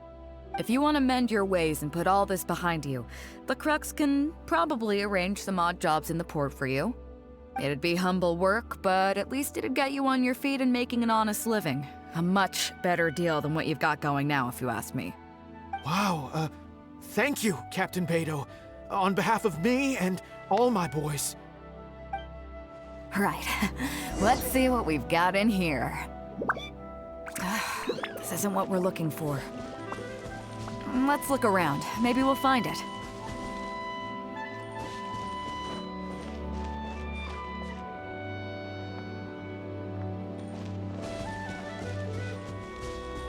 Those rocks look kind of weird. Let's see if there's anything there. Nothing. Let's keep looking. Next on the agenda, we're way behind schedule.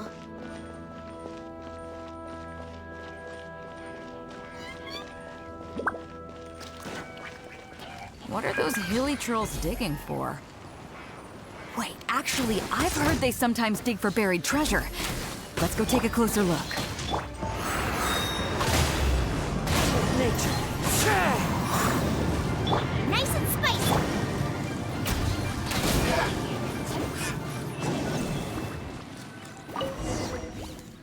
Nope, not here either.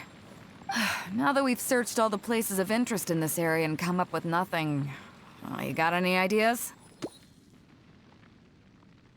It's, Captain Beidou! Captain Beidou! Huh? Hey, what brings you back here? Captain Beidou! Actually, we've just been wandering around nearby. We didn't go far, because we were thinking about what you said and... Well, me and the boys decided we're ready to move away from all of this and get on the straight and narrow. Oh? Are you sure? Yes, absolutely sure. Okay then. But I'll warn you right now, you won't have it easy. It might just be menial work in the port, but in the eyes of the general public, you'll be associates of the Crux. So there'll be a grueling test you have to go through before you can start. I understand.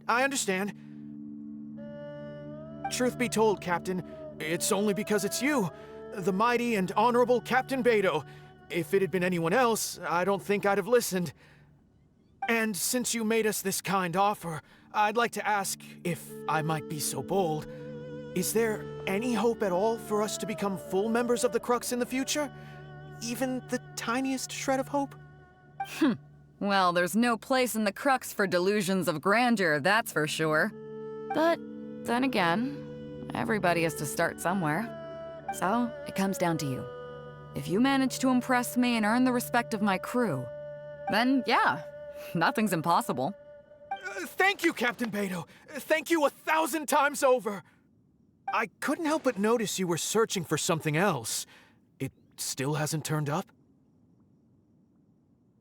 Why? Do you have any clues? We heard about 2 treasures, both in Guili Plains. We were still looking for the first one when you found us. So maybe the other one might be what you're looking for. Not too far from here, but I'm just not sure of the exact location. All the info we got about this treasure came from the black market. The answer's hidden inside a poem which goes like this. Drunkenly I gazed at the ruins long forsaken, and lay beneath red leaves whose branches cast a crooked shade. The dusk sun shone upon the sea as I awakened, but Guyon stood twixt weary eyes and the sight of home they crave. As for the ruins long forsaken part, I do know of some ruins near here. But beyond that line, I don't... I'm just not smart enough. So a treasure clue hidden in a poem, huh? Don't worry, we got this. See my friend here? If they taught treasure hunting as an art form, you'd probably be calling her Grandmaster. This kind of thing's a piece of cake for her. Am I right?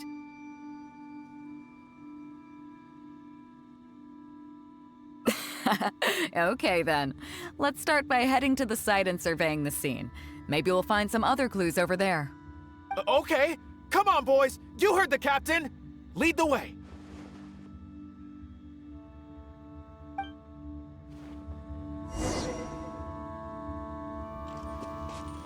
Next on the agenda.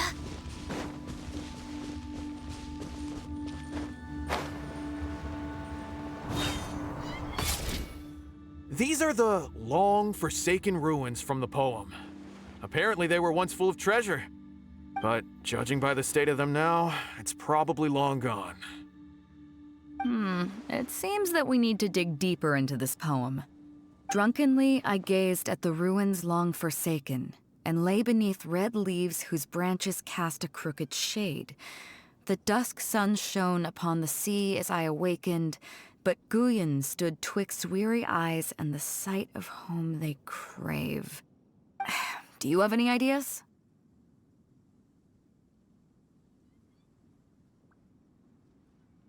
Ah, somewhere you can see the ruins from. So somewhere not too far from here?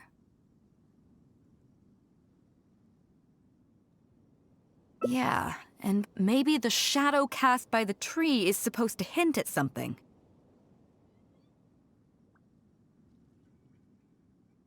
Oh, I got it! This guy fell asleep and woke up just before sunset! Dusk and the shadow of a red-leaved tree. I think we can work with that. Let's take a look around. I think we're getting close.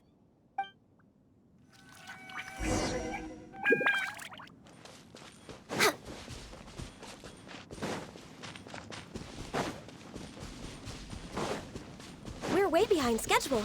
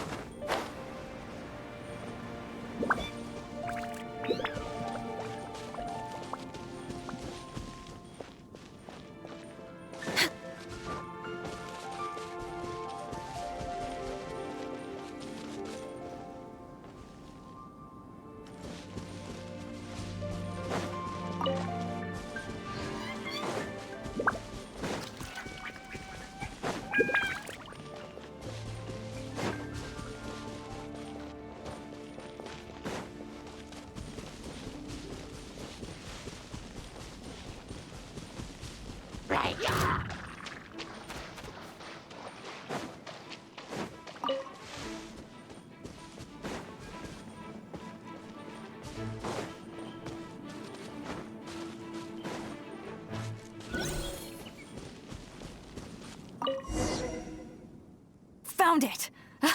At long last, the treasure is finally in our hands.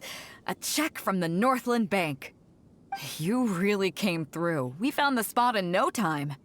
Without your help, I don't think I ever would have gotten my hands on it.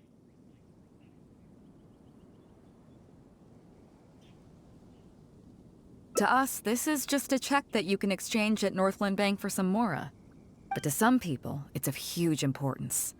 When I found the treasure map, it was tightly sealed inside a small bottle along with a letter. I'll let you read it for yourself.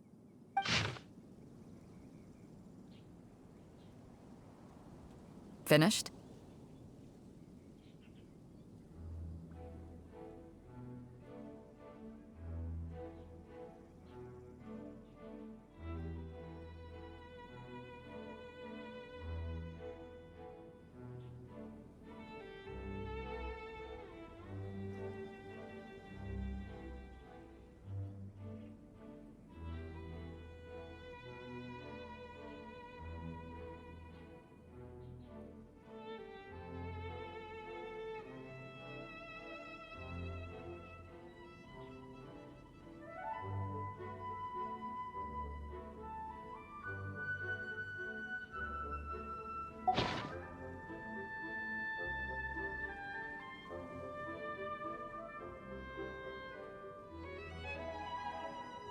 Yeah, I can't fault him for what he did, but the way things turned out, all I can say is life is unpredictable.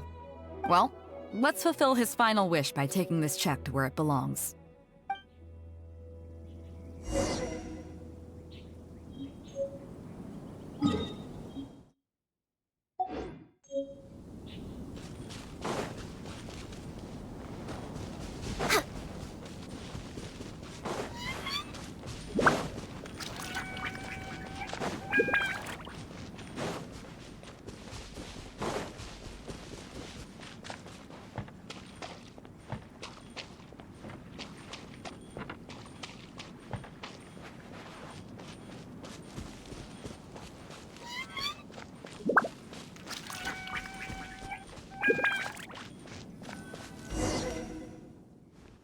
Well, this is it. Oh, boys, it's time for your first job. Give this check to the old lady who lives in that wooden hut. Tell her it's a welfare payment from the Liyue Ministry of Civil Affairs. Yes, boss! What's up?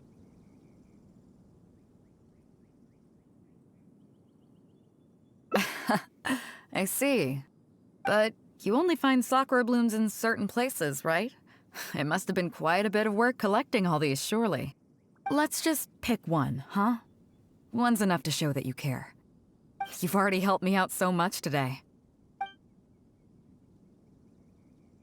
Okay, off you go then. Take her the sakura bloom along with the check. And if she asks, tell her, your child in a faraway land sends his best wishes.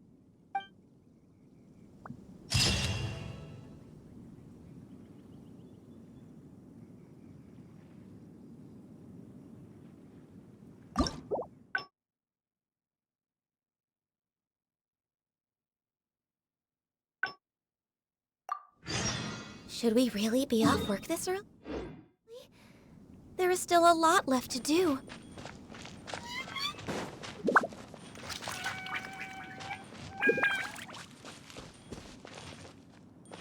No touching!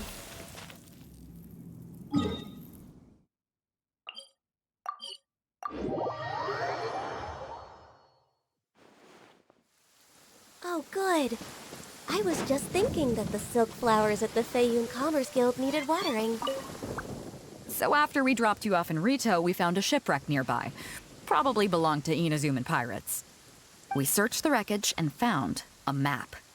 At first, I thought it was a nautical chart. I was thinking we might discover a new sailing, but after a closer look, I realized it wasn't a map of the sea at all. It, nothing like that. I just mean that the map was a mess. So it was the most I could do to figure out that the treasure was probably in Liyue. As for its exact location, I have no idea. I'd say I've explored Liyue pretty extensively, but still, this one managed to beat me. So, I thought of you. Nobody can beat you when it comes to treasure hunting on land, right? Is that right? Well then, it looks like I'm in good hands. Here's the map. See what you can make of it. So, where do you think it is? Qingce Village. I don't see the resemblance at all. How'd you come to that conclusion?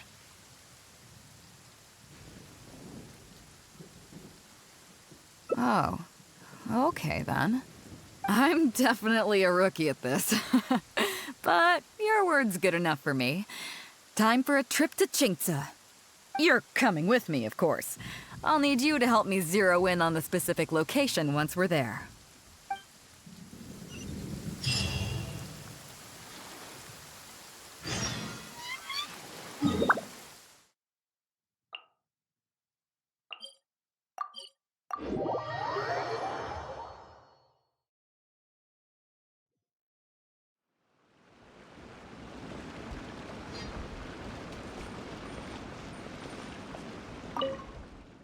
Ah, Beidou!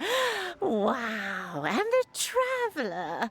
My goodness, what's the occasion? Just here to visit us old folks once again?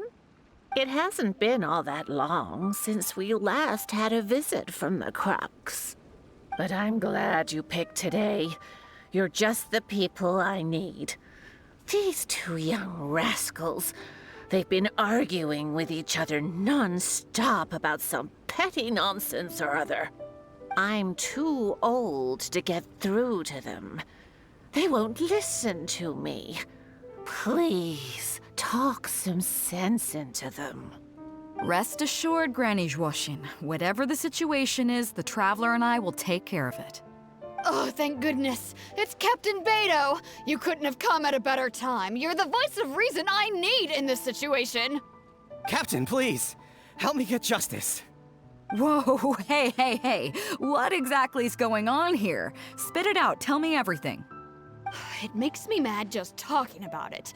G here, I don't know if he's got a screw loose or what his problem is. But anyway, he took it upon himself to raise, well, practically a whole army of finches, okay? And now guess what? They fly onto my land and completely destroy at least half of my crops. I asked him to pay compensation, but he refused. Now how is that fair? Captain, I'm innocent. They're not even my finches. I just thought they looked kinda cute, you know, so I fed them a couple of times. They're wild birds, though. A couple times? Are you kidding me? That's rich. Really rich. There were 2 of them when you first started. 2 finches. Now you have a whole roof full of finch nests. I swear, every time I come by your place, I think I'm at a bird market. I'm telling you, you are not gonna get away with this anymore. So, yeah, I mean, they laid a few eggs, made a few nests, but finches gotta finch, you know. These are wild birds. I mean, they'll do whatever they please. So that's how it is. I think I got the picture. What's your take?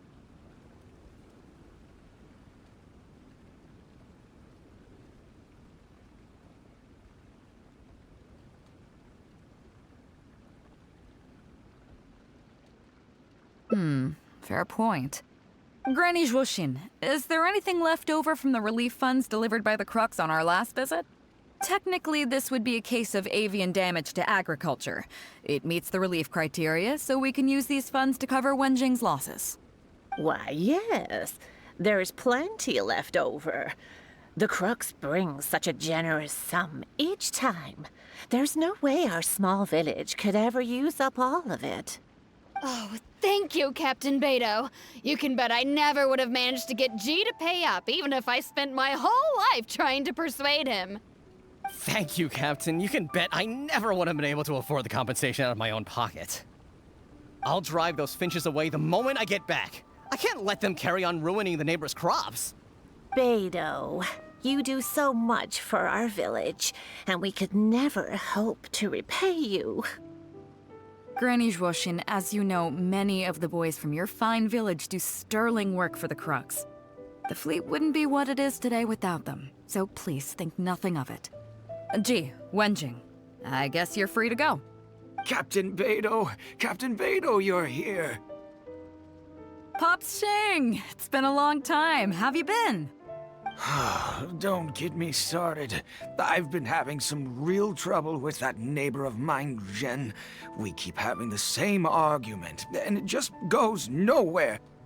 I heard you were in the village, so I rushed over to seek your help. What's the issue? Oh, come with me. You'll see. Let's go find Jen and clear this whole thing up, face to face.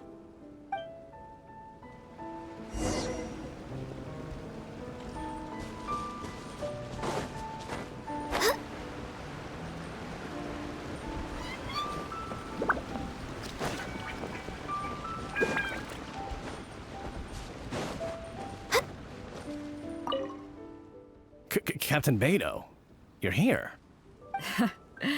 I heard that you and Pops Shing had a little misunderstanding. So, what's up? Tell me about it. Jen planted a tree on his property a few years back. I had no issue with it at the time. It's just a tree. But a few years on, it's grown taller than the roof of my house. Every morning when I get up and open the window, I just want to feel the sun on my face, but I'm greeted instead by the looming shadow of my neighbor's tree. It really affects my mood. I asked Jen to cut it down so I could get some sunlight back on my property. But he said no. It's like he's done this on purpose just to drive me crazy. Captain Beidou, you gotta believe me. I didn't intend to block the sunlight, but there's nothing I can do about it now. It's not just any old tree, you see. That tree was planted there by my late father. Not long after he planted it, he passed away. And just before he passed, he left me with some parting words. He said our family's fortune was inauspicious and we needed something to suppress the bad luck. That's what he planted the tree for. How can I just chop it down? I'll be honest, I spent a few years studying in Liyue Harbor, so I don't actually share his superstitious beliefs. But still, that doesn't change the fact that this was my father's dying wish. Okay, I think I'm all clear on the situation. What are you thinking?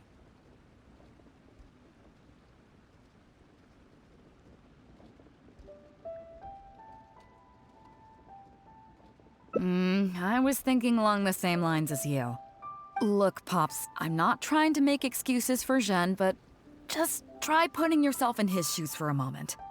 Zhen's desire to protect his tree isn't for money or because he wants to hurt anyone, or for the sake of any superstition. He just wants to honor his father's dying wish. Pops, you have kids too, right? Yeah. When you put it like that. Pops, if you can agree to it, I'll have a word with Granny Zhuoxin and see about getting you some money from the relief fund as compensation for having your sunlight blocked. As for the tree... That sounds good to me. Whatever you think, Captain Beidou. The tree can stay. Some compensation would make me feel much better about the whole thing. Thank you, Captain Beidou. And thank you for understanding Pop's Xing. I'll make sure to trim it back when I get home to let some more light through. It'll be such a relief not to have to worry about this anymore. On a separate note, I remember the Crux last visited the village not very long ago. Is there some special reason why you're back in person so soon? Nothing all that special, just personal reasons. I'm looking for some treasure. Huh? Treasure? Wait a second. That reminds me, I saw Chongping and Defu arguing in the fields earlier. It sounded like they were both trying to lay claim to some treasure. I don't know if it's related to the one you're looking for, but anyway, they're probably still there now. Really? Okay, well, you and Pops Xing can go about your business now. I'll go see what the situation is.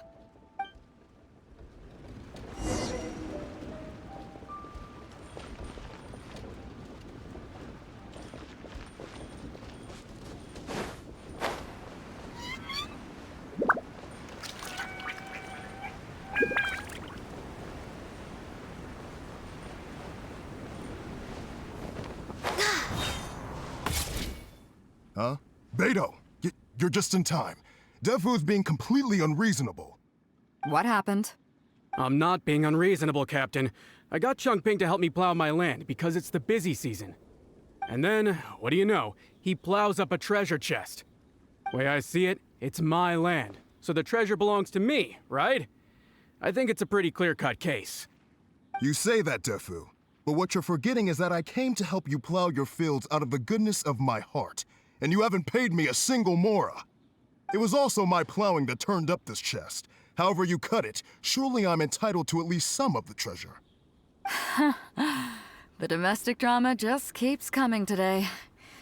What are your thoughts?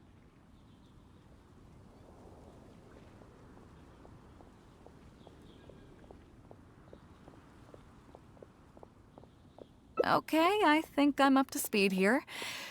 If you two really want to take this further, I can get a legal expert from Liyue Harbor to adjudicate.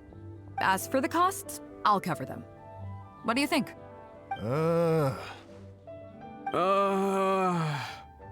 Neither of you seems thrilled about this course of action.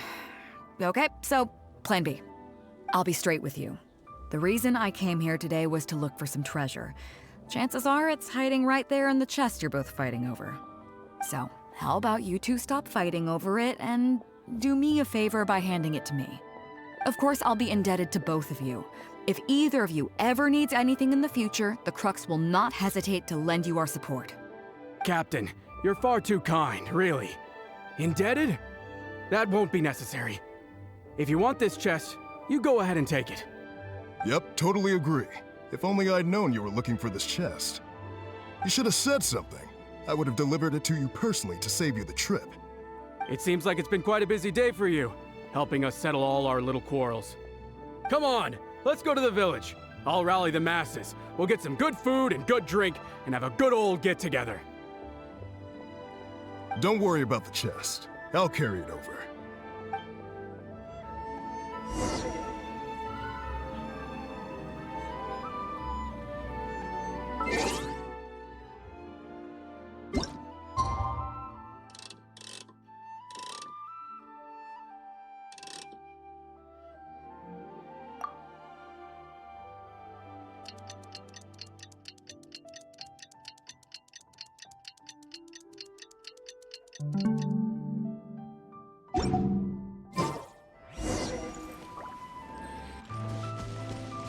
Next on the agenda...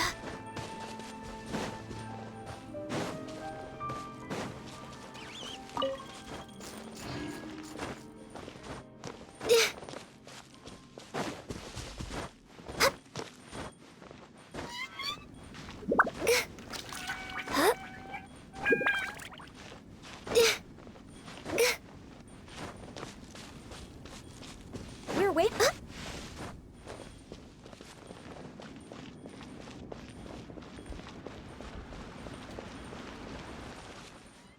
What a fine day today has been.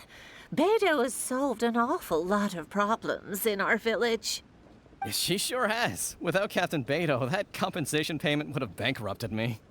Yeah, and if it weren't for Captain Beidou, I'd still be arguing with Pops Xing. Here, here! We have plenty to thank Captain Beidou for, I'm sure. I propose a toast in her honor. To Captain Beidou. Cheers! I couldn't ask for more than the chance to get everyone together and drink to our heart's content. Cheers!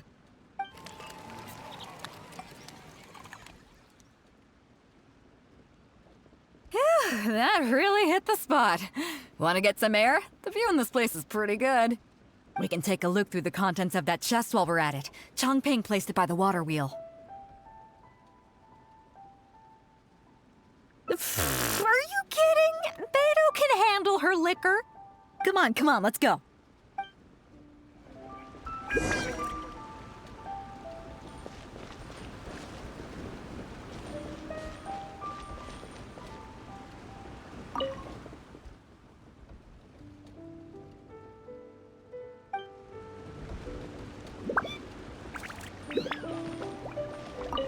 Thanks, but no thanks. I'm getting a little lightheaded.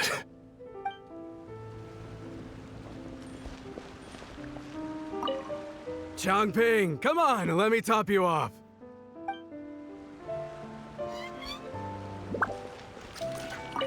Why isn't Pops Xing here tonight?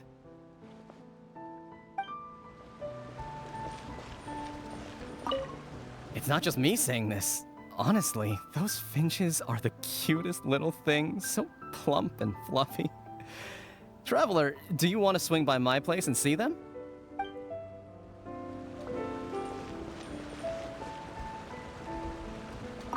G may not be the sharpest tool in the shed, but even I can't deny he's just a big softy at heart.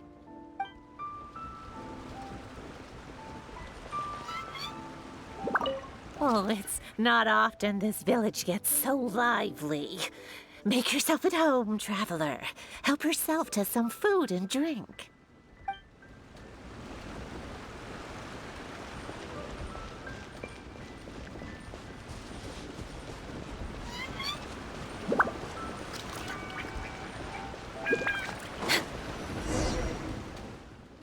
So, I've been thinking. Everyone seems to trust me enough to let me have the final word on their disputes. But don't you think some of my solutions can be a little stupid? You can laugh, I don't mind. Take Changping and Dufu's wrangling over that chest, for instance. I had no clue who it should belong to, so I just came up with this stupid idea of taking it for myself. At least that way, neither of them would feel like it was unfair. But, I mean, I'm no Ningguang. I can't make a perfect deal every time. And I'm no Yanfei either. Not all my judgment calls are going to be 100% fair and square. I am Beidou, and my strength is in trading favors. You think I should be more selective? Some people think their favors are so valuable that they need to plan out how and when to use them to maximize the return on their investment. They view the favor as a bargaining chip. Others see doing favors as a burden, not worth anything in monetary terms and prone to getting you locked in a cycle of constantly returning the favor back and forth. But the way I see it, favors are what keep people connected to one another. Over thousands of years, the people of Liyue have created bonds between each other by doing someone a favor here and asking for a favor there. This means that no individual is truly on their own out there. When someone falls down, there's an invisible net made of human connections, waiting to catch them and get them back on their feet. Over the years, I've come to owe favors to a great many people, and many other people have come to owe me one. These are the countless bonds between us, like so many fish in the sea.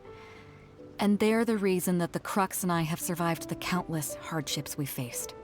I believe that if there ever comes a day when the world is overrun by monsters, Liyue's legal system collapses and the land is thrust back into an age of war, it's these bonds that will see us all through the dark days ahead, until we come out on the other side.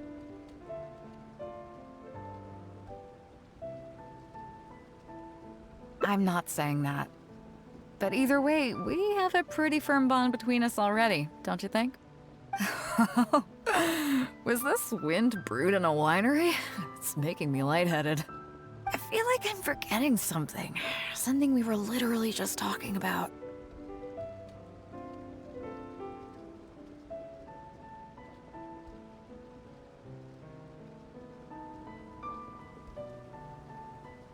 Oh, yeah, the chest! Oh, I got so immersed in our conversation that I forgot all about the main event. Come on, let's open it up and see what's inside.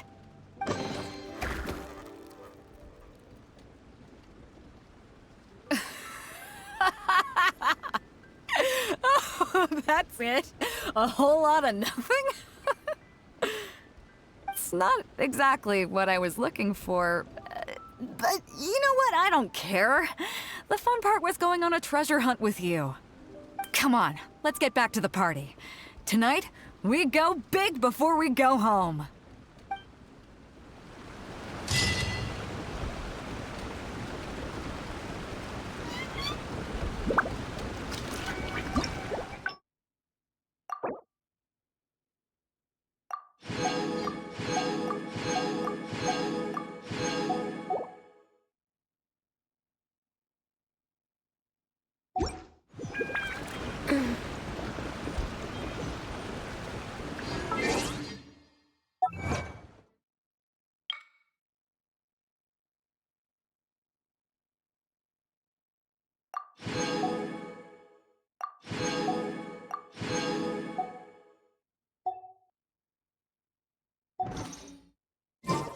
It's so nice to de-stress.